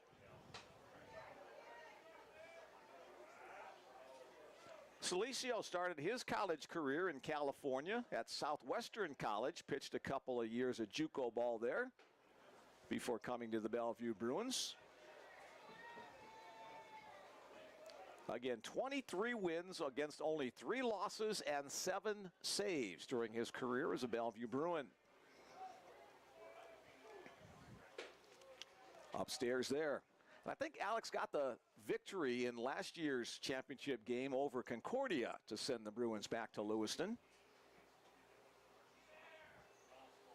Trad Richardson will make the trip out to the mound to talk to his right-hander.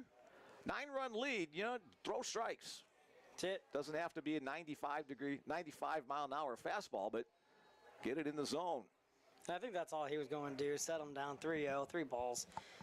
Just throw in the zone, right? Something I teach the kids I coach is throw hittable pitches. You don't have to throw it all 90 miles an hour every time.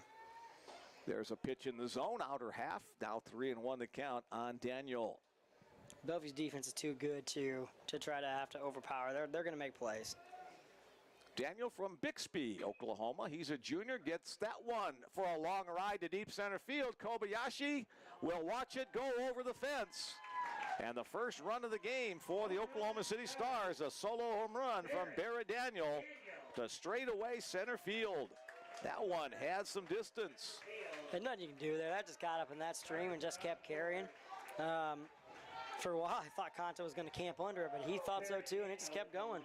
Kanta has stolen several home runs this season by getting up over the top of the fence, but couldn't get there to bring that one back. So a solid home run by Barrett Daniel makes it a 9-1 score. Second baseman Hunter Lenahan, the next batter for Oklahoma City.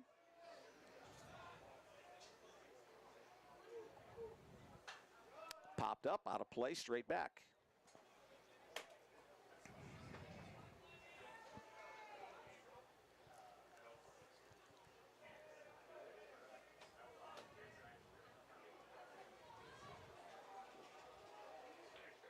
After finishing his Bellevue career, talking to Alex earlier this season, he says he wants to head back to Chula Vista and help out with the local baseball team. 6-3 on that play. Another strong throw and glove work by C.J. Townsend. 2 outs in the inning. Next to bat, the shortstop, Chad Pike.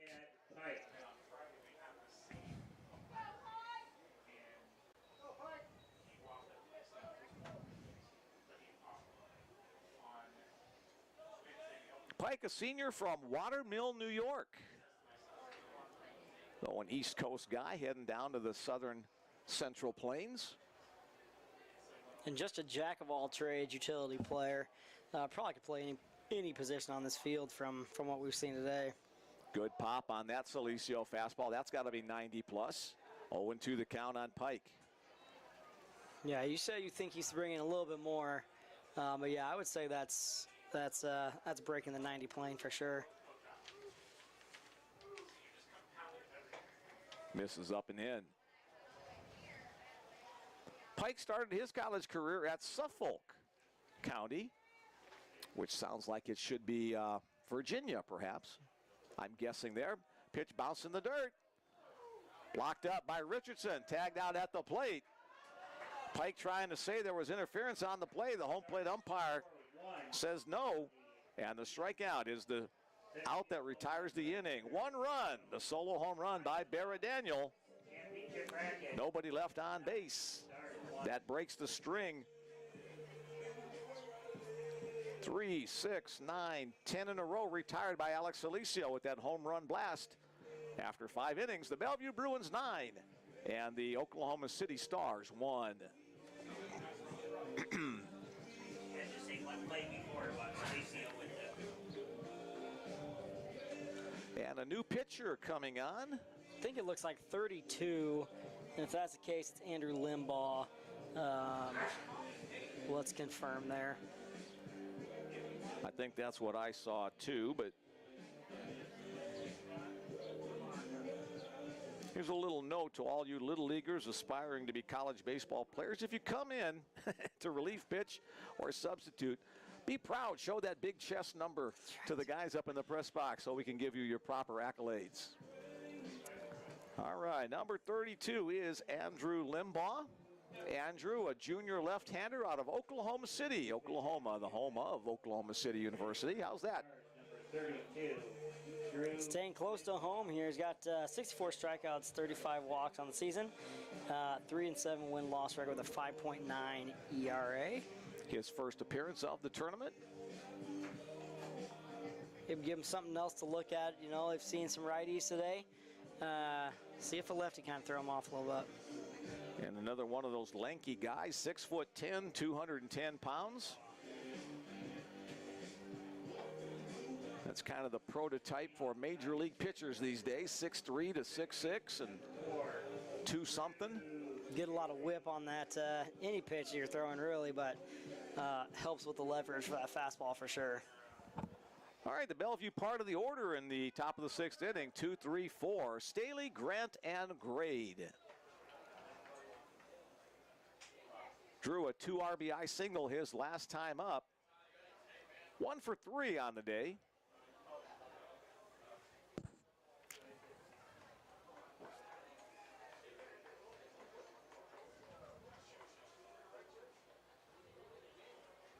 And that will count as a trip to the mound as Hunter Brown went out to talk to his new pitcher, Andrew Limbaugh. Starts off with a strike on Staley.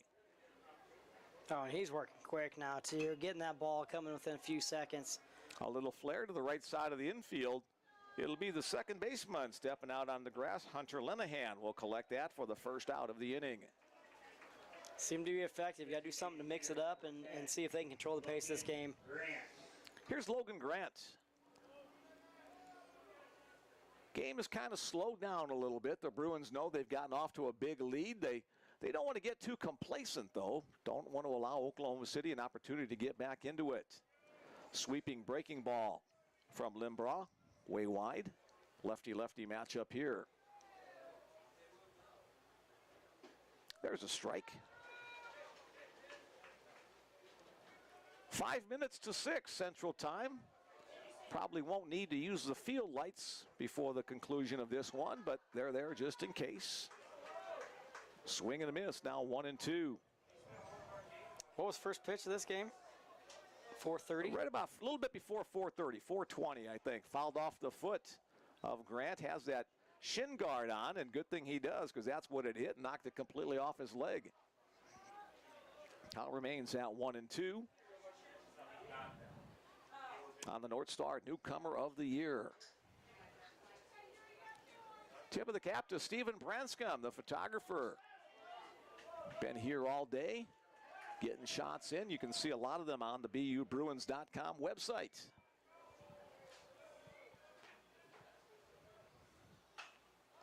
Popped up on the infield. Who's going to take charge? Looks like the third baseman, Fontaboa. Jesse Fontaboa comes on to make the play. So a pop up to the second baseman, a pop up to the third baseman. Oh, Just can't seem to hang on to that ball. The ball keeps bouncing everywhere on that mound. Here's third baseman Nick Grade. Nick with a couple of strikeouts and a walk thus far today.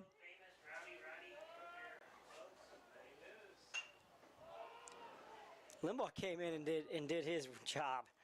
Very Fly few ball pitches. to the right side. Good hustle play by the second baseman. 3 up, 3 down. Hunter Linehan to make the catch and retire the side. That's the first 1-2-3 inning since the first. As we head to the bottom of the 6th, our score remains Bellevue 9, Oklahoma City 1. And he's controlled the pace of that inning, and hopefully, you know, for an Oklahoma City You the man. standpoint. Oh man, our let's- day just got so much better. Despite, I mean, Bellevue having a big lead, that helps as well. That's But right. Let's give a shout out to Miss Tom's wife. We can't call her Gina, but Miss Tom's wife for getting these root beer floats to the press box. oh man, my throat's gonna love this. I think we're just gonna sit here and enjoy our drinks, and That's right. That's right. we'll take sips in between pitches. Thank you, Tom.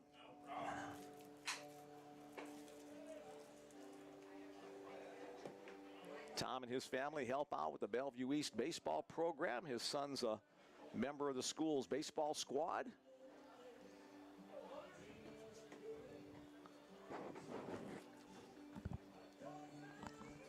Oh, great. Now I've got root beer foam all over my microphone. I'm not the smartest tool in the shed, am I? Yeah, but I bet it tasted delicious. 5 of 6 for the start. I'll remember this when volleyball season starts up again in the fall. It'll still have the smell of root beer on it. All right, here we go at the bottom of the 6th inning. It'll be the 9-1-2 part of the order for the Stars. Here's the catcher, Hunter Brown. Again, this is the 50th meeting all time between Bellevue and Oklahoma City, even though the schools are about an 8-hour drive apart. They play very frequently over the years, especially early on. Most of the time, this is only the second time that they have played here in Bellevue. A couple of neutral site meetings in the World Series back in the day. All the other games in Oklahoma City. Just got a message from a friend who's listening in, and he said it's a world famous Roddy root beer. There That's we what go. they're calling it. Tom, the PA announcer, has been plugging those all tournament long, so glad we got the chance to sample one. That one's hit towards left center field. That has some carry. That's going to be up against the wall. That left center field wall's been abused here today, as it'll be a leadoff double for Hunter Brown. His first game of the series, he delivers a leadoff double. Short hop that fence with a good ride into that ball. He'll step out. Courtesy runner Noah Kang will come on as the courtesy runner, number 20, Kang. Noah was the DH in game number 1 today. Courtesy runner at second base. Top of the order for Oklahoma City, third time through against Alex Celicio for Aiden Alexander.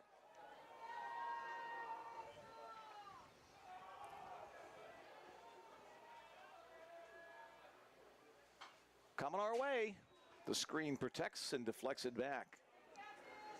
Down Roddy Field, a beautiful facility. The only thing they didn't take into account was as the summer comes on and continues, the sun sets towards the west. This is facing in a northwesterly direction. Chopper, one hop to third. Grade looks the runner back to second, throws across the diamond, 5-3 on the putout for the first out of the inning. So as the sun is starting to move across the sky, we've still got 2 more hours of daylight, but it starts to get a little bit harder looking from this direction, from home plate out, to pick up the ball right away. It's not so much an issue for the fielders as they're looking in the other way, but batters, catchers, umpires, announcers, fans, sometimes it's a little harder to pick up the baseball. Yeah, you start seeing a glare. It makes it tough for a white ball coming in here that you're not able to see. Foul back to the screen on the first pitch to Reese Ratchford.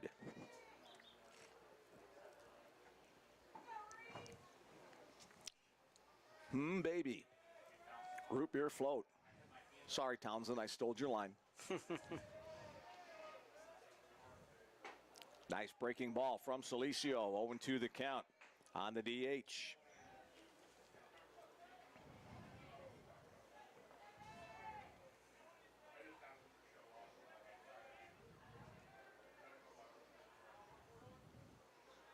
Alex looks in, takes his time, comes set at the shoulders. Tries to get Ratchford to chase. He does not. Now 1-2.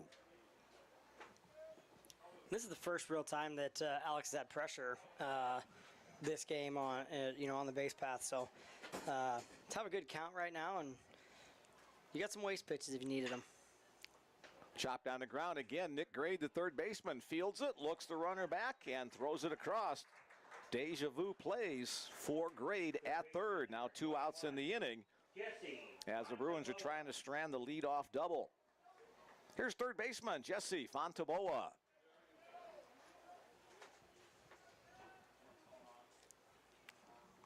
Fontaboa flew out deep to right field his last time up. 0 for 2 in this one, but a strong tournament for him, hitting in the 3-hole. Richardson blocks it up on a pitch in the dirt.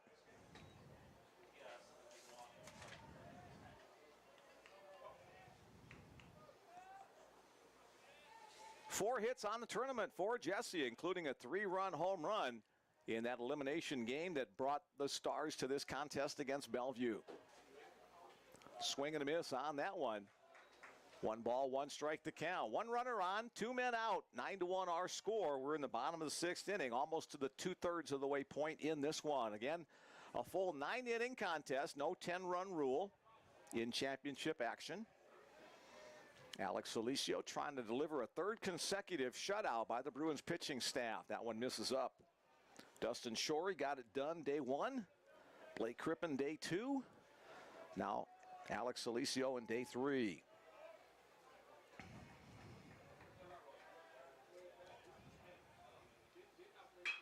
Chop down the ground is short. C.J. Townsend looks it in, throws it across, and the Bruins with 3 consecutive ground balls get out of the inning. No runs on 1 hit. There were no errors and 1 man left on base. 6 innings complete. The Bellevue Bruins 9, the Oklahoma City Stars 1. You can't say enough about this defense. And although those are quote-unquote fundamental plays, those are sometimes the hardest ones. They were able to two to the third baseman, 1 to the shortstop, delivered strikes to the first baseman. A little pressure to get out of there with only that 1 home run. Really good from the Bruins side. Mentioned Dustin Shorey with a complete game victory in game number 1. I was talking to Bellevue pitching coach Sean Malley before the game today. He said, yeah, that was a gutty performance by Dustin. As he was warming up before the game, he felt something pull in his abdomen. And Sean was worried that he would not even be able to go for the game. They might have to make a pitching change to start the tournament, which would have thrown a monkey wrench in. But as he continued to warm up, he felt things get loosened up, and he comes away with a complete game victory to go 9-0 on the season. When you get in these situations, though, a little pull, although scary, these boys are gamers, and these boys want to play hard for their team and hard for their brothers on the field. So not surprised that they were able to loosen that up and really have him deliver like he did. Same thing can be said for Eli Davis for Oklahoma City. Through a complete game win the first night, he's back picking up the save 2 days later in the win over Doane. So put me in, coach. I'm ready to play. I might still have some college eligibility left. Put me in, coach. Come on, Dwayne, put him in. Top of the 7th inning for the Bellevue Bruins. It'll be the first baseman, Mathieu Serwa, to lead it off. Tip of the cap again to the grounds crew for their work as Mathieu gets ready. First time that he will face Andrew Limbaugh. More action down in the Stars bullpen. Upstairs once again, 2-0. Limbaugh working quickly. Mathieu Serwa lines it down the left field line into the corner. Mathieu's going to round first. He'll go look to second base. And with an easy stride, he will get there with a stand-up double. Mathieu Serwa with his 3rd hit of the game. And it's number 27, Reese Ratchford, warming up in Oklahoma City's bullpen. Caught that first game, DH this game. So another jack-of-all-trades utility player. So we'll see what happens We thought we were going to give him a little rest as the DH in this game, but now he's warming up in the bullpen. So much for rest. Yeah, I guess when you're 21, 22 years old, who needs rest? Here's Anthony Lind. Anthony with a 3-hit game. Shows bunt, puts it down nicely. Off the mound comes Limbaugh to field it. His throw to first base is in time. A successful sacrifice bunt for Anthony Lind will move Mathieu Serwa to third. And that play there right there just proves the point that we said earlier, that this game is far from over. Oklahoma City is going to come back and hit. And the coaches on Bellevue side, they know, hey, let's play a small ball. Let's produce a run if we can. So the runner at third base, Mathieu Serwa, as Oklahoma City brings the infield in. A nice play by the shortstop, Chad Pike, to rob a hit from Jake Lacey and to keep Mathieu Serwa from scoring. Yeah, well, Jake hit it hard, but Pike up to the task to glove it.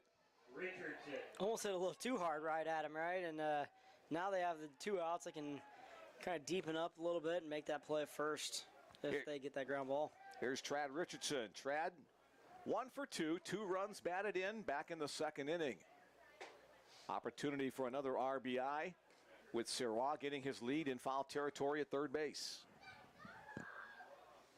Limbaugh delivers once again. That one's hit by Trad down the left field line, but it's going to be a foul ball a couple of feet to the left side of the chalk line. Actually, a paint line down there in the grass.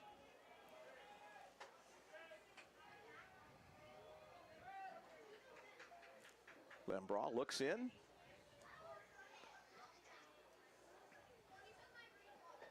Nice change up there, had Richardson out on the front foot.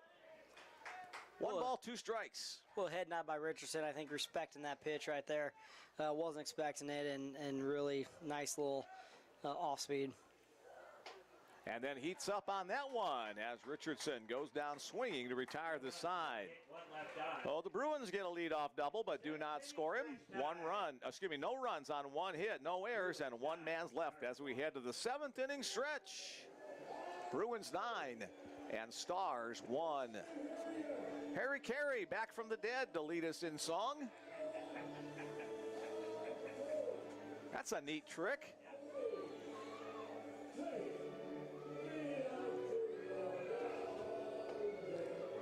Gives us time to pour the rest of the root beer in there and enjoy our drinks. The world famous Roddy root beer float. Thanks, Harry. It's not a Budweiser, but it's a Roddy root beer.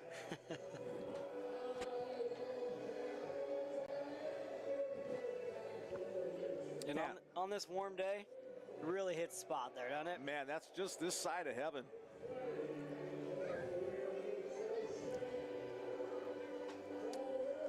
All right, how many of you at home are running for your refrigerators to get ice cream and a root beer? Haven't checked the text message in a while here. I better do that. We do have one more in there.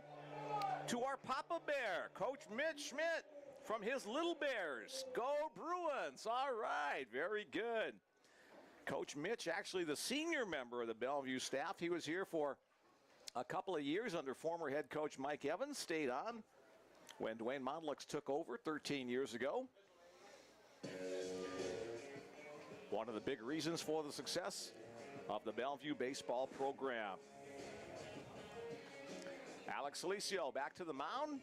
Bruins have not had to use their bullpen at all in this tournament.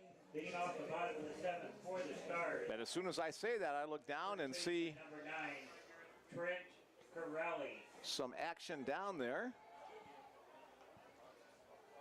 As Trent Corelli will lead things off in the bottom of the 7th inning. It looks like it's Kenji Miller warming up in the bullpen.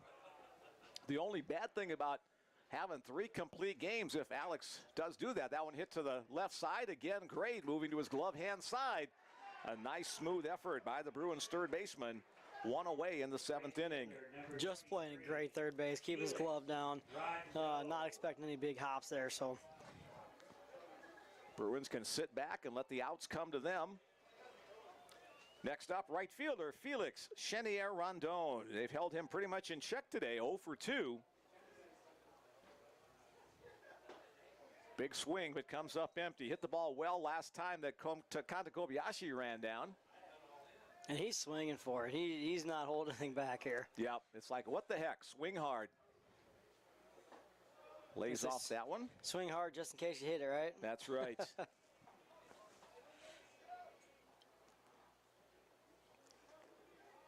I don't know what it is about a left-hander, but a lot of times those left-handed swings look prettier than a right-hander swing. Don't really understand it, the physics or physiology. That one's hit in the air. Anthony Lynn calling for it in right field.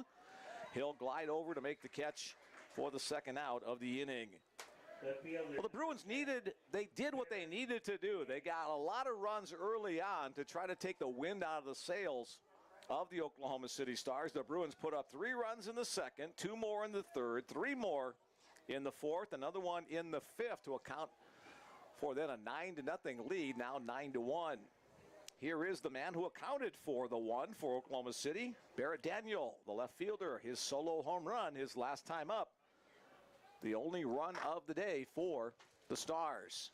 1 run on 3 hits for Oklahoma City after playing an 11-inning game that they won 8-6 over Doane. 8 runs on 15 hits in that contest. Daniel fouls it out of play. Yeah, and the way Doane was fighting, though, they needed all those 15 hits that Oklahoma City got. They were, it was a fun game to be a part of. Big battle between both teams. Foul the other way on the backswing.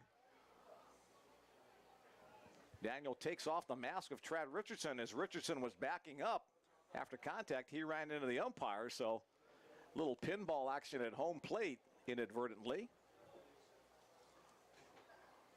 Everybody has a little bit of a laugh now that nobody got hurt. As play continues, 1 ball, 2 strikes to count on Barrett Daniel.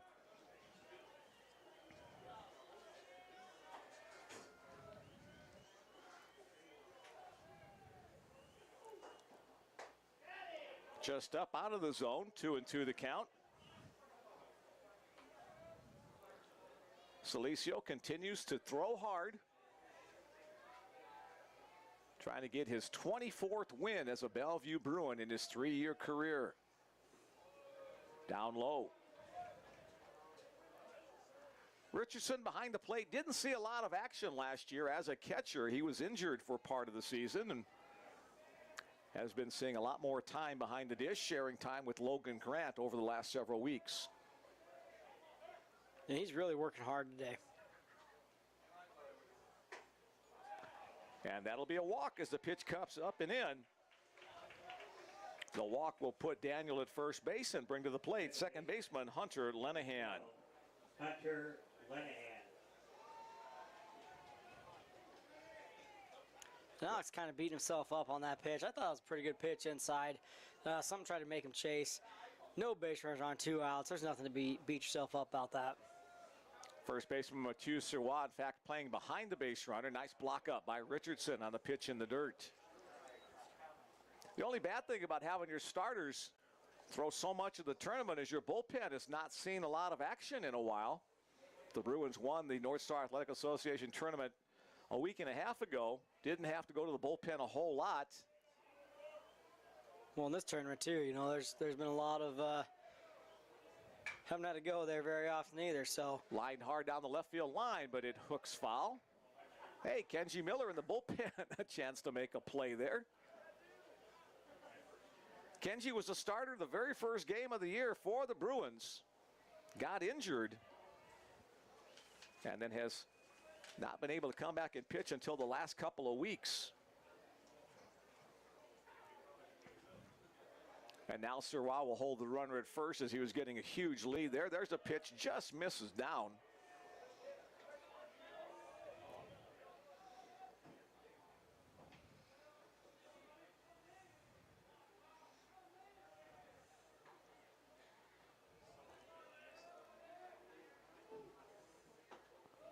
Down low, Richardson thought about the behind pick. 3-1 the count. 2 outs, 1 on in the bottom of the 7th inning of this scheduled 9-inning contest. Bruins have had a sizable lead throughout most of this game, trying to get out of the 7th. That one's hit to the right sideline drive, but hit right at Anthony Lynn, who looks it in to retire the side. No runs on no hits. There were no errors and one man left on base. 7 innings in the book, 2 to go. We go to the 8th. Alex Celicio back to the Bruins dugout. He gets a lot of hugs and handshake. That may be the end of the day for Alex, the way he's being greeted by his teammate. And if it is, a strong effort by the senior to give his chance to win this championship, going 3-0. Yeah, he did a really nice job setting pace, setting tone for this game. If it is his last one, great on him. I think we just got the 108 pitch count. Is that? Yeah, Bill Mullins, 108 pitches for Alex Celicio, so he probably is done for the day. Kenji Miller's been warming up in the bullpen for the last inning, so he's most likely going to come on in relief. Yeah, great outing out of Alex, though. Hold them to 3 hits and 1 run. Not a whole lot of walks. I don't know if we have that on hand here, but I don't think there was very many, if any, out of Alex today. He did not walk anybody but one until that last inning when Barrett Daniel got on, so that's probably why he was frustrated trying to get a no-walk game. 5 strikeouts, 1 walk, only 3 hits, and only 1 run, so that'll, if the score holds, Alex will pick up his 10th win of the year and lower his earned run average to right around the 4 mark. You said 5 strikeouts, is that what you had? Yes. So only 6 left to go to 6 left to get the 200 in his career. C.J. Townsend will start things off for Bellevue in the top of the 8th inning. C.J. with an RBI single his last time up.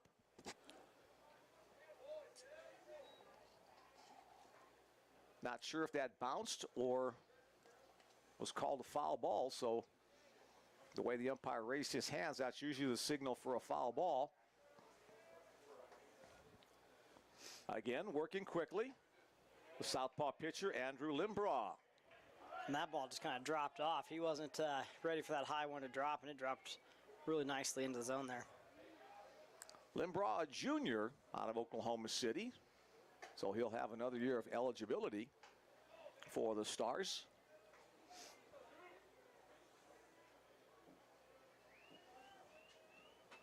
CJ back in, awaiting the next pitch. Lays off that. They'll appeal the first base umpire, who says no swing. CJ started his career for the Treasure Valley Community College for the Chuckers. Swing and a miss on that slow breaking ball. Brown blocks it up, tags him out. The strikeout is the first out of the inning. Center fielder, Kenta. I discovered a chucker is a small bird, kind of like a partridge or a quail.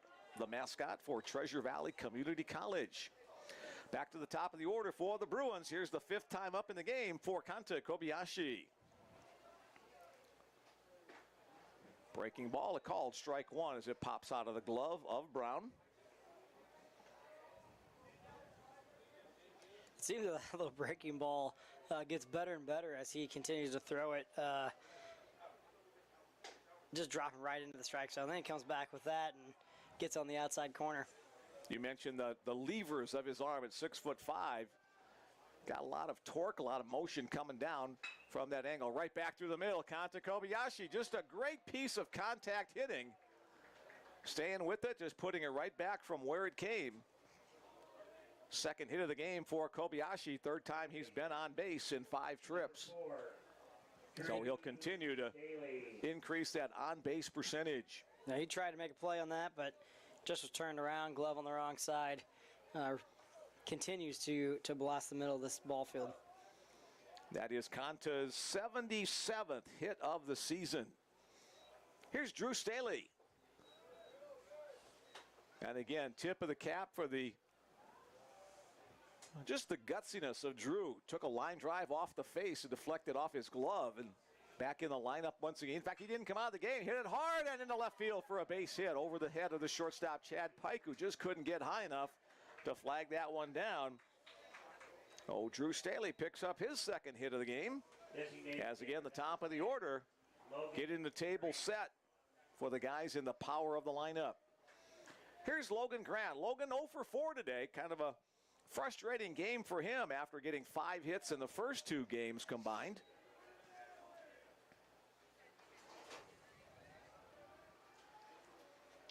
casually awaits. Now he lifts the bat off his shoulder and awaits the lefty-lefty matchup. Upstairs, ball one.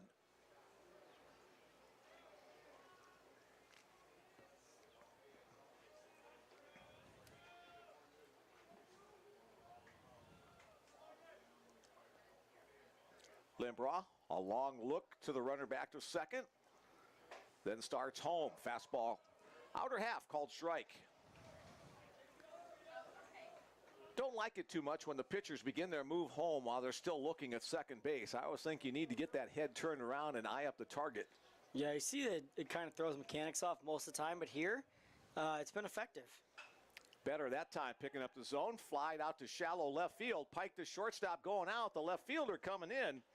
It will be the left fielder, Barrett Daniel, who'll make the catch for the second out of the inning. Third baseman, number 31, Nick. So Grant will take an 0 for the day, 0 for 5, but still amongst the leaders in batting average for the Bruins on the season.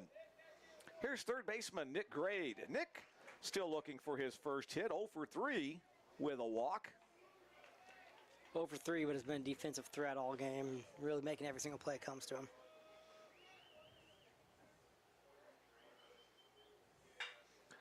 And he'll get the base hit in the left field. Here comes Kobayashi. He'll score easily. On his way to third is Drew Staley. And Nick Gray comes through with the first hit of the afternoon for himself and takes the Bruins to a 10 spot. 10-1, our score. First baseman, number 27. That's the third run for Conta today, and at least 2 of them, maybe all 3. It's been a good jump off second base on that hit to round and come home. Nick Gray now 61 runs batted in on the season. Lacey with 69, Grant with 68, Grade with 61. How's that for a trio? Here's Mathieu Serwa, 3 hits on the day. Swings and misses at an off-speed breaking pitch. And he knew it. He's just kind of laughing at himself there. That was let me swing it out here. Not ready for that one yet. Good pitch by Andrew Limbraugh. That one bounced to the plate. That will allow Nick Gray to advance to second on the wild pitch.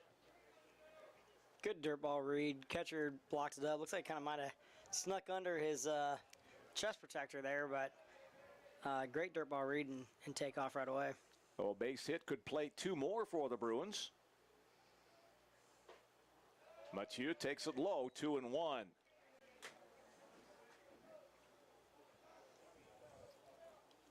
Another situation where Serwa will be looking for his favorite pitch in his favorite spot, hoping to give it a ride.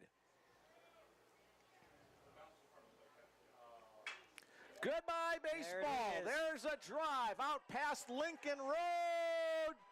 Oh my goodness. Front yard. In the front yard across the street. Earlier this season, Bill Mullins, the SID, measured a home run at 466 feet for Mathieu. That one has got to be a comparable distance as it winds up halfway up the front yard of the Gray House across the street. A 3-run jack by Mathieu Serwa, his 4th hit of the game. And the Bruins, if there was any doubt still in question about this game, it has now gone 13-1, our score. It looks like they're going to go to the bullpen with Reese Ratchford. Caught the first game, DH in this one, and is now going to come in and hit. I think they're trying to get a distance on that, but I think, what did you say, 460 was pretty close?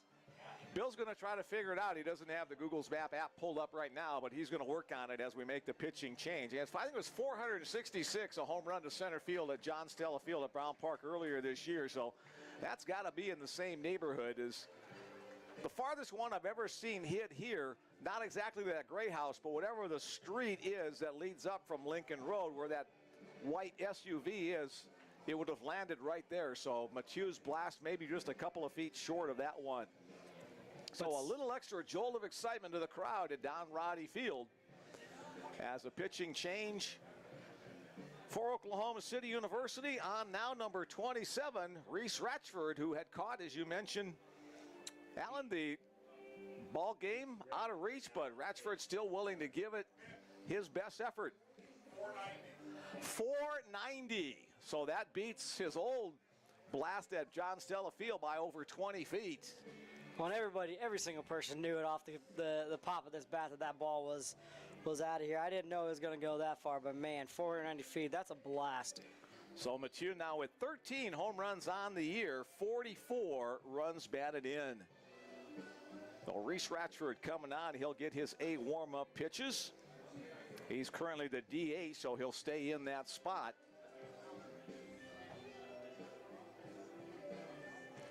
When you said he's willing to come in and give it a shot, but in this championship game, no run rule, no mercy rule here, so we got to end it, right? So hopefully he can come in, throw some strikes, and you never know.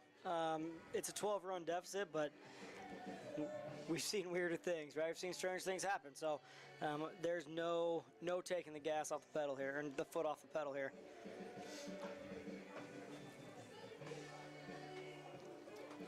Ten teams qualify for the Avista NAIA World Series. That begins Friday, May 26th. Hosted by Lewis and Clark State College in Lewiston, Idaho. They've hosted now for many years in a row. It had kind of moved around to different sites over the years. Sioux City, Iowa hosted it for a couple of years. I know Tulsa, Oklahoma did for a while. Been at least 10 years plus in Lewiston, a nice facility. They do a great job hosting the tournament up there. Number 17, Anthony Lind. Short and sweet, boom, on the text message from the Townsends. And a couple of bomb emojis as well as Mathieu Serwa, another light tower home run drive. Ooh, and that one got that umpire right in the... Right where you don't want to get got. So the first pitch from Reese Ratchford, we're going to need a moment for the home plate umpire to be able to see straight. John Thayer, you wear protection, but if you get hit there, it's not a whole lot of protection. 1-0 the count on Anthony Lind.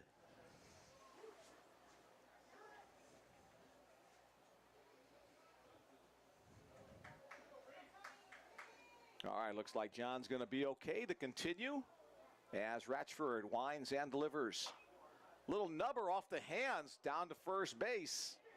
Trent Corrali able to glove it and step on the bag to retire the side.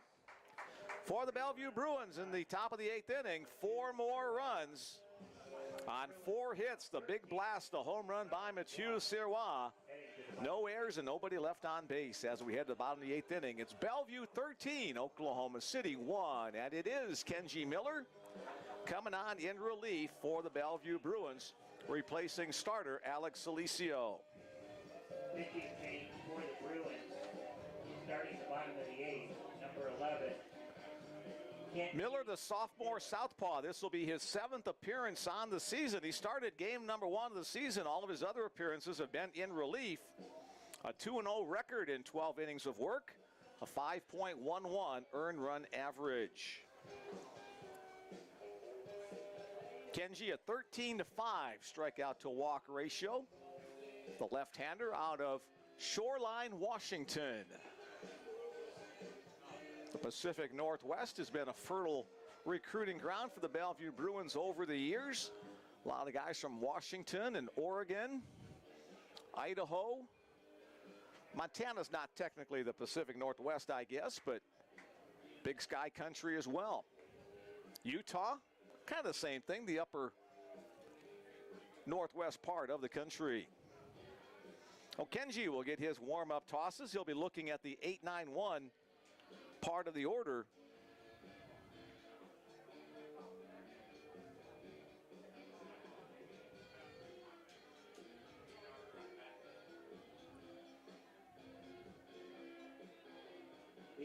And I apologize for mispronouncing shortstop, number 8. Drew Limbaugh's name. I think I said it a couple of different ways, but thank you for correcting me on that. Drew Limbaugh, who just departed. Here we go with Kenji Miller. First man Miller will face is shortstop Chad Pike, a breaking ball for a called strike 1.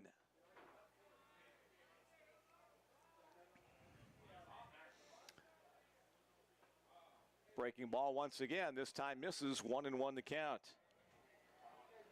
Pike 0 for 2 today. He struck out both times against Andrew Celicio. So another guy happy the starting pitcher is gone. Line foul, heads up over there. Some of the kids playing on the bank on the first base side.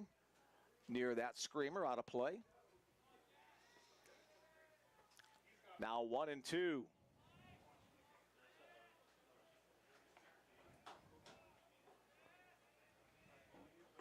Trying to shoot the outside corner, but missing wide.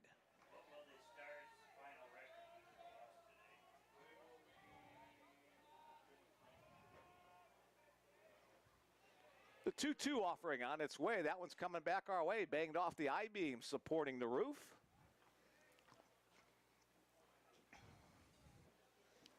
Fourth time the Don Roddy Field has hosted this opening round of the NAIA baseball tournament. Bellevue has finished runner-up twice, champions once, hoping this will be the second time. Swing and a miss on the slider from Kenji Miller as Chad Pike goes down swinging. Hunter Brown. Catcher Hunter Brown, the next man up. He doubled his last time up, 1 for 2 on the game.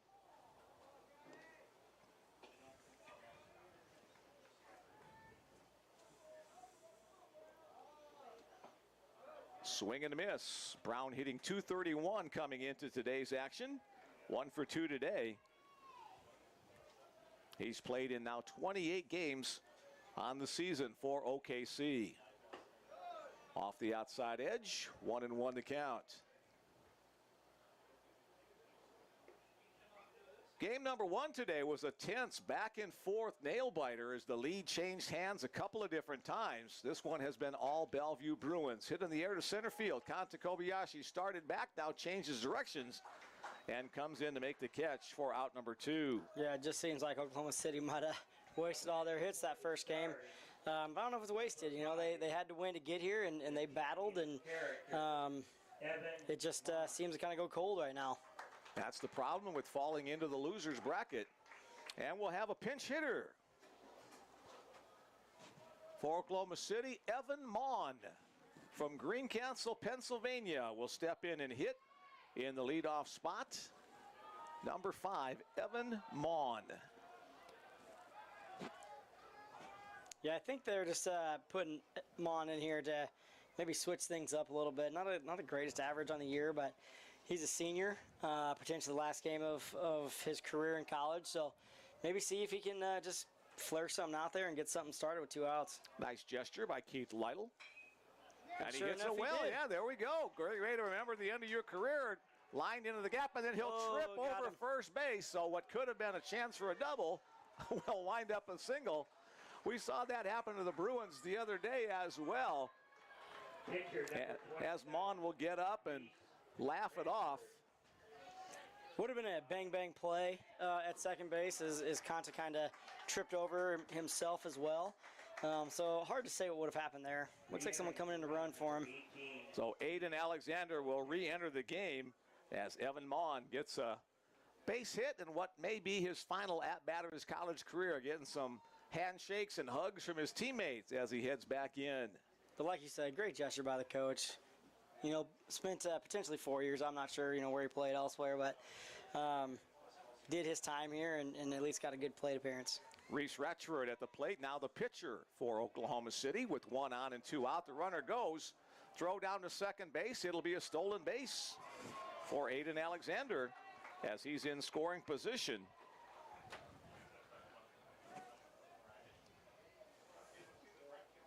$15 stolen bases on the year for Alexander. Looks like he may have injured himself, however, on that slide as he's hunched over out in the backside of the infield. And looks like he's holding possibly his leg. Hopefully it's not a hamstring injury. Trying to stretch it out, maybe just a cramp. Hopefully nothing more serious than that.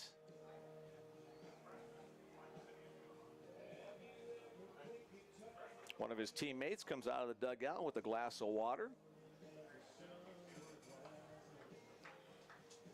Looking down to the bullpen on Oklahoma City side as we wait for him to kind of work that cramp out. You have Jordan Haynes, number 31, just kind of warming up, seeing he might get that call here next half inning. Tyler Komitcher, the Bellevue University athletic trainer, going out to be of assistance. We saw Tyler get pressed into service yesterday on that line drive injury to Drew Staley. It doesn't look super serious, which is nice for them.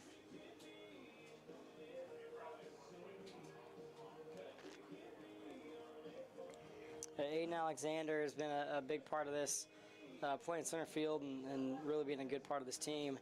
I would hate to lose him this late in the game.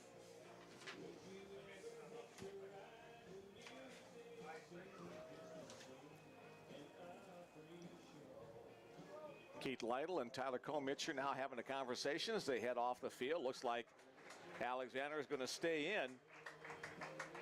Aiden Alexander will stay in the game. Aiden, a Gold Glove winner in the Sooner Athletic Conference for his play in center field. We've seen him make some nice defensive plays here as part of this tournament as well. All right, so 2 out, 1 on. Kenji Miller on the hill facing Reese Ratchford at the plate. Chopper, or excuse me, fly down life. Hey, nice play out there in the Bellevue bullpen by the protector for the bullpen catcher. I think that was Nathan Sprenger with a nice play. Yeah, it's Nate. He's got that long blonde hair.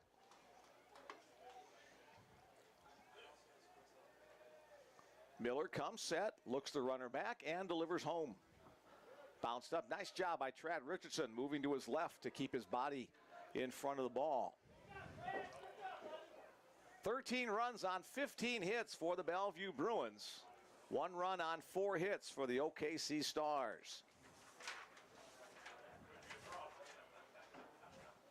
Bellevue had 9 hits in their Game 1 victory. In the air to the right center field side, Anthony Lynn on the run by the scoreboard, and that is out of here. Reese Ratchford with an opposite field 2-run home run. 2-run home run.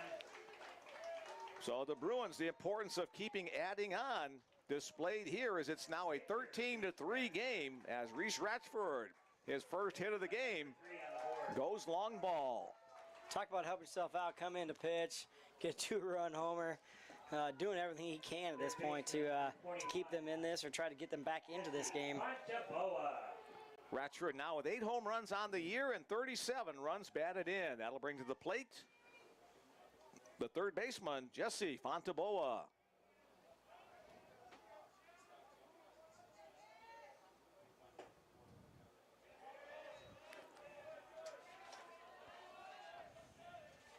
Got to flip back to the right page on the scoreboard. Yeah, I've ripped a couple pages out of this thing just to make sure I stay in line here.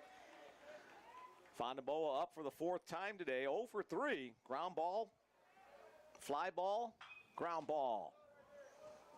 Fouled up the third base side.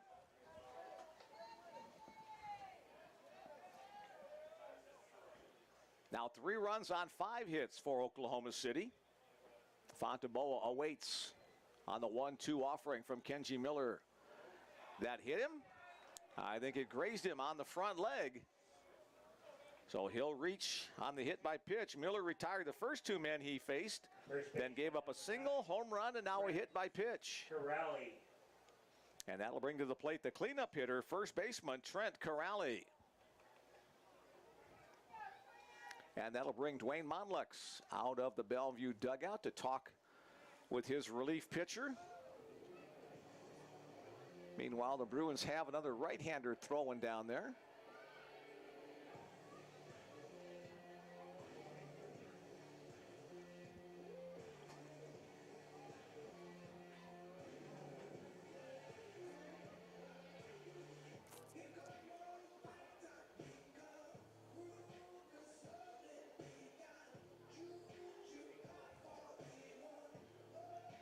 Looks like that's Parker McMahon warming up in the Bellevue bullpen. McMahon was up for a couple of innings in case needed in yesterday's game. Back up again here. Let's see if Miller can get through with 1 more out in this inning. Corrali 1 for 3 today. A double his first time up. Fouled at the plate. So these next two batters for Oak City, they just they swing it hard and don't want to make that mistake over the plate.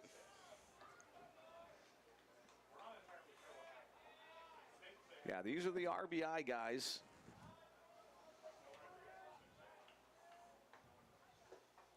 Bounce to the plate is Miller struggling a little bit here. Been a while since Kenji has worked, so trying to stay sharp, just working in practice, working on side sessions, not always the easiest thing to do. You like that adrenaline of a game situation. Chopper, good read by C.J. Townsend to wait on the hop. He'll go the short route to second base, and on the fielder's choice, the side is retired. He said waiting for the in-game pressure, and that's what it is. He settled down, threw a strike in there, got himself a ground ball, got out of the inning. 2 runs on 2 hits. There were no errors and 1 man left on base as we head to the 9th inning in this championship game of the Bellevue bracket. The Bellevue Bruins 13, the Oklahoma City Stars 3. Bellevue head coach Dwayne Monlix has gone 12-10 over his time at Bellevue versus Oklahoma City. Bellevue has won 11 of the last 14 games, so the Bruins closing that gap. They were way behind. Bellevue trailed 31-18 in the all-time matchup on this series. Again, most of those games early in the season where Bellevue was leaving still the snow-covered Nebraska area heading down to Oklahoma, where they get a jump on the season because of the better weather. But it's been all Bellevue here today, with the exception of the 2 home runs, one by Reese Ratchford and one by Barrett Daniel. And if it stays how it's going now, this quite possibly is the biggest win that he's had over Oklahoma City in his career to get himself that berth into the World Series in Lewiston. And Bellevue does win this one. Bellevue will be 4-0 against OKC this year.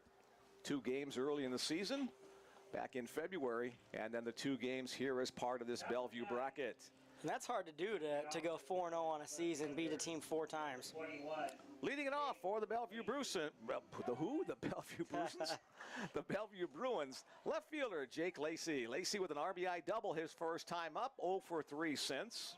It's been a long week, Mick. It's all right. You can stumble over your words every once in a while. Might have to have a medicinal beer or 2 after this one is done. Swing and a miss by Jake. Early in the season, when my throat was real raw, someone sent me a great hot toddy recipe, bourbon and lemon juice, and not quite as good as the Roddy root beer float, though. World famous. 1-1 the count, 0-2 the count on Jake. 7, 8, 9 part of the order. Only 3 outs remaining for Oklahoma City as we're in the 9th inning. Swing and a miss as Reese Ratchford will collect a strikeout. First out of the inning. Here's Trad Richardson, the Bruin catcher. Richardson really helped the Bruins get off to a strong start. His 2-run single in the 2nd inning gave the Bruins a 3-0 lead at that point. Swung the momentum on the Bruins side. Richardson holds up on that pitch as it bounces past the catcher Brown. Looks like we've got a potential pinch hitter on deck for Bellevue. Eric Anderson awaits. Inside, 2-0. Eric has seen a lot of pinch hit duty on the season, an occasional DH opportunity as well. Chopper to short. Looked into the glove by Chad Pike. His throw across the diamond. 6-3 on the play. Here is Eric Anderson to pinch hit for C.J. Townsend. Number 36, Eric Anderson. Fundamental defensive game by both sides. The hits are coming. Bellevue's hits are just finding the gaps. It's not any errors per se. And a trip to the mound, and we're going to have one more pitching change with 2 outs in the 9th inning. Reese Ratchford did a nice job while he was in there. But an opportunity for somebody to get maybe a final career opportunity on the mound coming into the game for the Stars. Looks like 31. Number 31, Jordan Haynes, a senior out of Southampton, New York. He'll try to close out the final out. Pitching change for the Stars. Now pitching number 31, Jordan Haynes. Has only pitched 2 innings so far coming into the tournament here. 3 strikeouts with that. He's probably just trying to get him some work and see what he can do. Brees has had a heck of a day today, coming off of the mound and behind the plate. So getting greeted with some hugs and some high fives from his teammate, which is well deserved. Ratchford just a freshman. Haynes coming in a senior. As he'll get his 8 warm-up tosses, and we'll try to kill a little bit of time, basically. All right, Montana is big. When we drove from Oregon to Dickinson for the league tournament, we felt like we drove across the whole country before we got to the eastern border. Go Bruins, hum baby. Thanks once again for the Townsends. Yeah, my wife and I took a vacation up into the northern Rockies and up into Montana. It is a big state to cross from east to west, west to east, and spent some time at Glacier National Park, which was beautiful. Just the whole countryside as well. We even stopped at the state park up there. For $5, you could bring a shovel and a bucket and dig for gemstones. This is a state park, and it looked like the surface of the moon from all the people that had been there over the years. Well, my wife and I said, what the heck? We had a little snow shovel, emergency shovel in the back of the car, so we spent an hour digging, getting ourselves full of mud and dirt, and we found a couple of crystals, but we didn't find any diamonds or emeralds or things that would have made our fortune, but it was still kind of fun, part of our 18-day vacation on the road. As the memories made. Yeah. My parents are finishing up a road trip like that themselves. They started in Myrtle Beach, South Carolina, where they live, drove all the way to Redwood Forest, and kind of looped back around. Did a lot of different things they've never seen before. So that's putting some miles on the vehicle. Yeah, excited.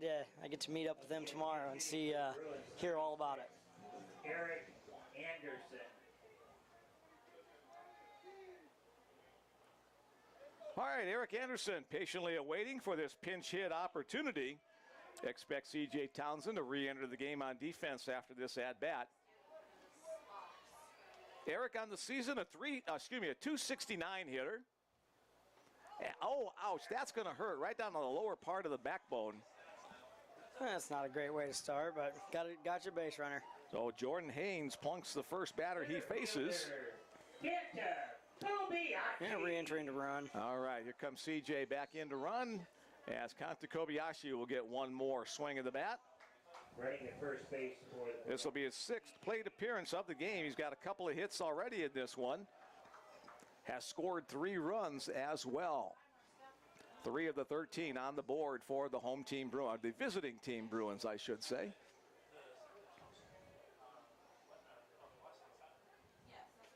That one gets past the catcher on the wild pitch. C.J. Townsend will advance to second base. So an auspicious start so far for Jordan Haynes.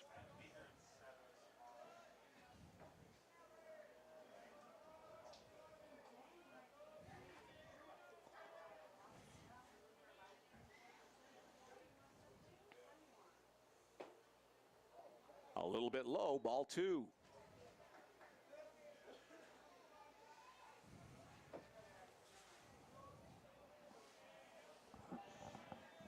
Haynes looks into Brown for a signal.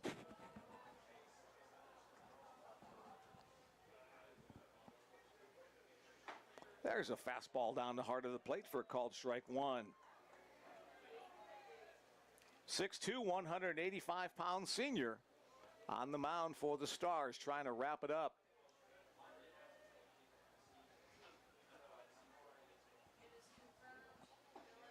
Missing away, 3-1. I think he still has that green light here, but he's looking for one spot only to extend his nice day at the plate. 2 hits are good, 3 would be better. Fouled out of play down the left field side. And the count now 3-2, full count. C.J. Townsend, the runner at second base. He'll be off on the crack of the bat.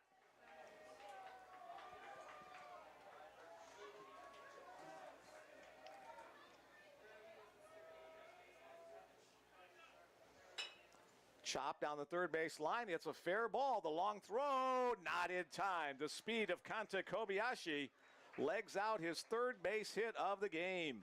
Nothing hurt with throwing that across, but there was, no chance to get Kanta with his speed. Might have been better off trying to tag him at third as he didn't even necessarily have to run, but he did. So the Bruins have runners at the corners for Drew Staley. So 3 better than 2 for Kanta. Same situation here for Drew. 2 hits already, 2 runs scored, 2 RBIs. Strike 1 called on the knees.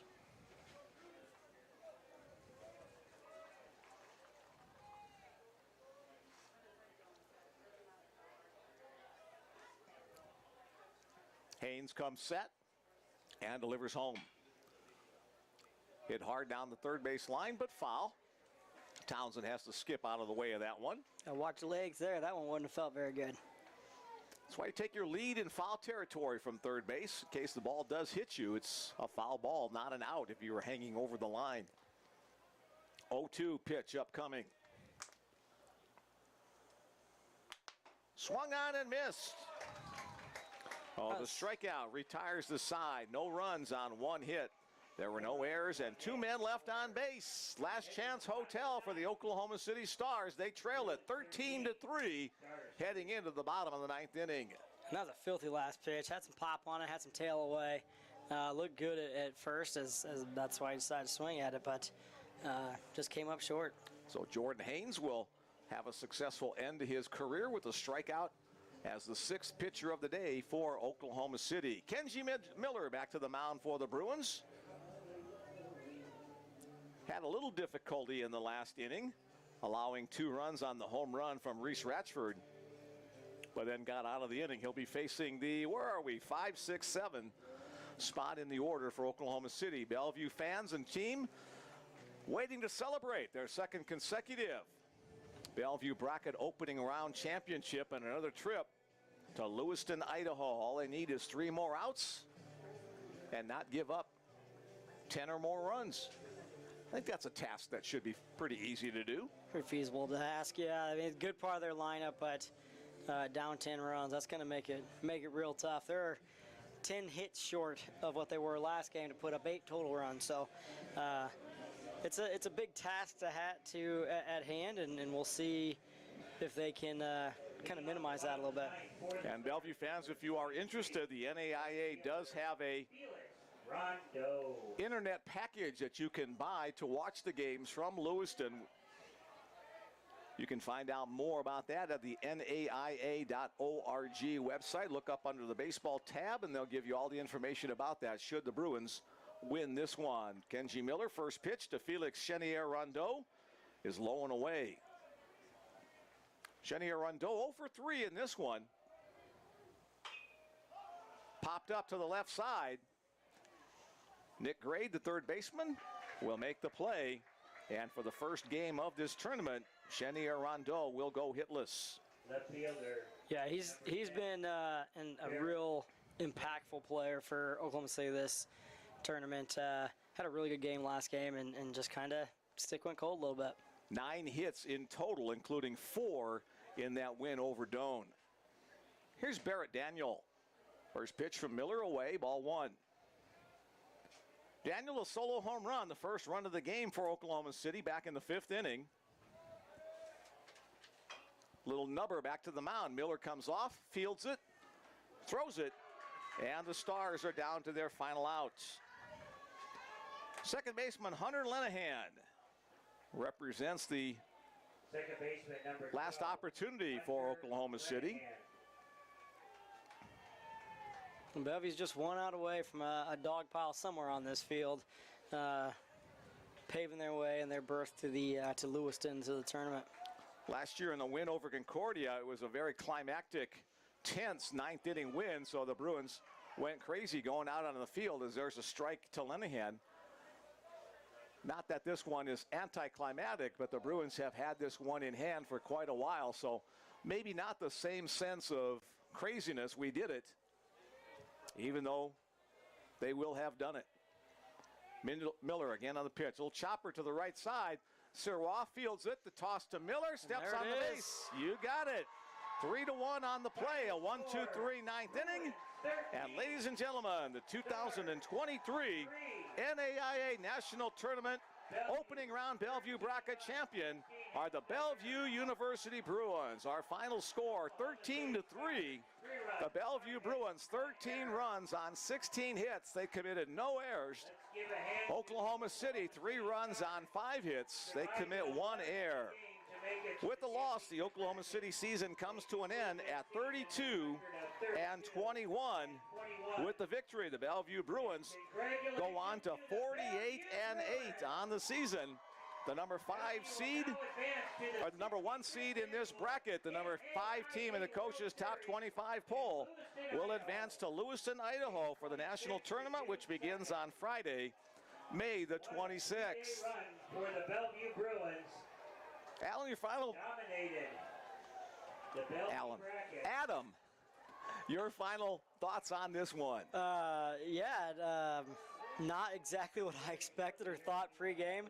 I thought it would be a little closer if I was being completely honest. Just seeing Oklahoma City's, their bats really, really hot against Doane and really clutch pressure situations, and today they just couldn't seem to get things going. They would have runners on first and second with 2 outs and just couldn't continue. So great job from both teams, but and hats off to a great season to Oklahoma City, but also big congratulations to Bellevue on a fantastic season, and hopefully keep this momentum going in a couple weeks for the World Series. Hopefully nobody got hurt in that dog pyre. That's always the risk that you want when you got big-bodied guys and spikes on the bottom of their shoes piling on top of each other. But Bellevue Bruins 48-8 on their way to Lewiston for the 2nd consecutive year as the winner of this opening round bracket. You see Coach out there trying to hug as many as they can, and you know they had the water buckets on the team. Didn't save it for him, but sure he's not too upset. Now we got the trophy coming out.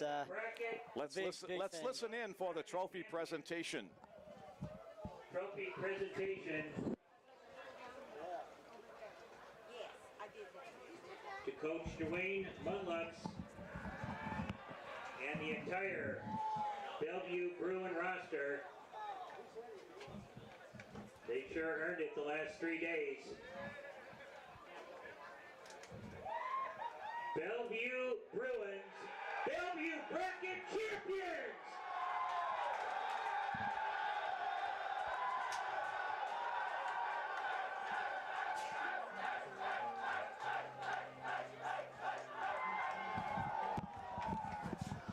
As the Bruins celebrate on the field, Coach Dwayne Monlux on the receiving end, a bucket of ice water from one of the Bellevue players going out there. Congratulations once again to the coaches and all the players on the Bellevue Bruins squad, to head coach Dwayne Monlux, assistants Mitch Schmidt, Sean Malley, Richie Moore, and Austin Alexander. A job well done. 48-8, the North Star Athletic Association regular season champions, tournament champions, and now bracket champions in the opening round of the NAIA tournament. I'd like to say thank you once again to Adam Watts for his commentary today, to Chris Williamson for his work earlier in the season and the first 2 days of this tournament, and to all the folks listening in, especially to the Bellevue fans who have joined us all season long, and those of you who played along by sending text messages. I appreciate you making my job a little easier, a little bit more fun as well, by all the compliments and the participation on the season. One final text message. Thank you for all the work on this live stream this season, gentlemen, from the Grants, from Rocky View County, Chestermere-ish, Alberta, Canada. Way to go, Bruins. That's got to be Logan Grant's family listening in. Thanks for joining us, whether you're south of the border or north of the border or all the way over in Japan. We're glad you were a part of this Bellevue University season. One more. Thank you, Micah, for all the work you've done this season. We'll pray to bring you home a trophy from Lewiston. I wish I were going up there for that tournament, but the NAIA does have an online package that you can purchase. You can find out more information about that either at the naia.org website. I'm sure Bill and Steve will have information for you as well at the BUBruins.com website as well. So the Bruins heading back to Lewiston for another time for the Bellevue Bruins. This will be their 16th Avista NAIA World Series appearance. Has a Kodak moment going on out there in center field as the Bruins celebrate the victory. That'll wrap it up for tonight. That'll wrap it up for the season. Hope you have a great summer. Good luck to the Bruins beginning May 26th as they have a very competitive team and should be in the running in that 10-team Avista World Series. For head coach Dwayne Monlux, athletic director Ed Lahotek, and everybody involved with Bellevue University Sports. Again, thanks to Bill Mullins and Steve Field for all the sports information opportunities they present and provide. Mick Krupski signing off one final time on this 2023 baseball season. See you next year on the Bellevue Bruins Sports Network.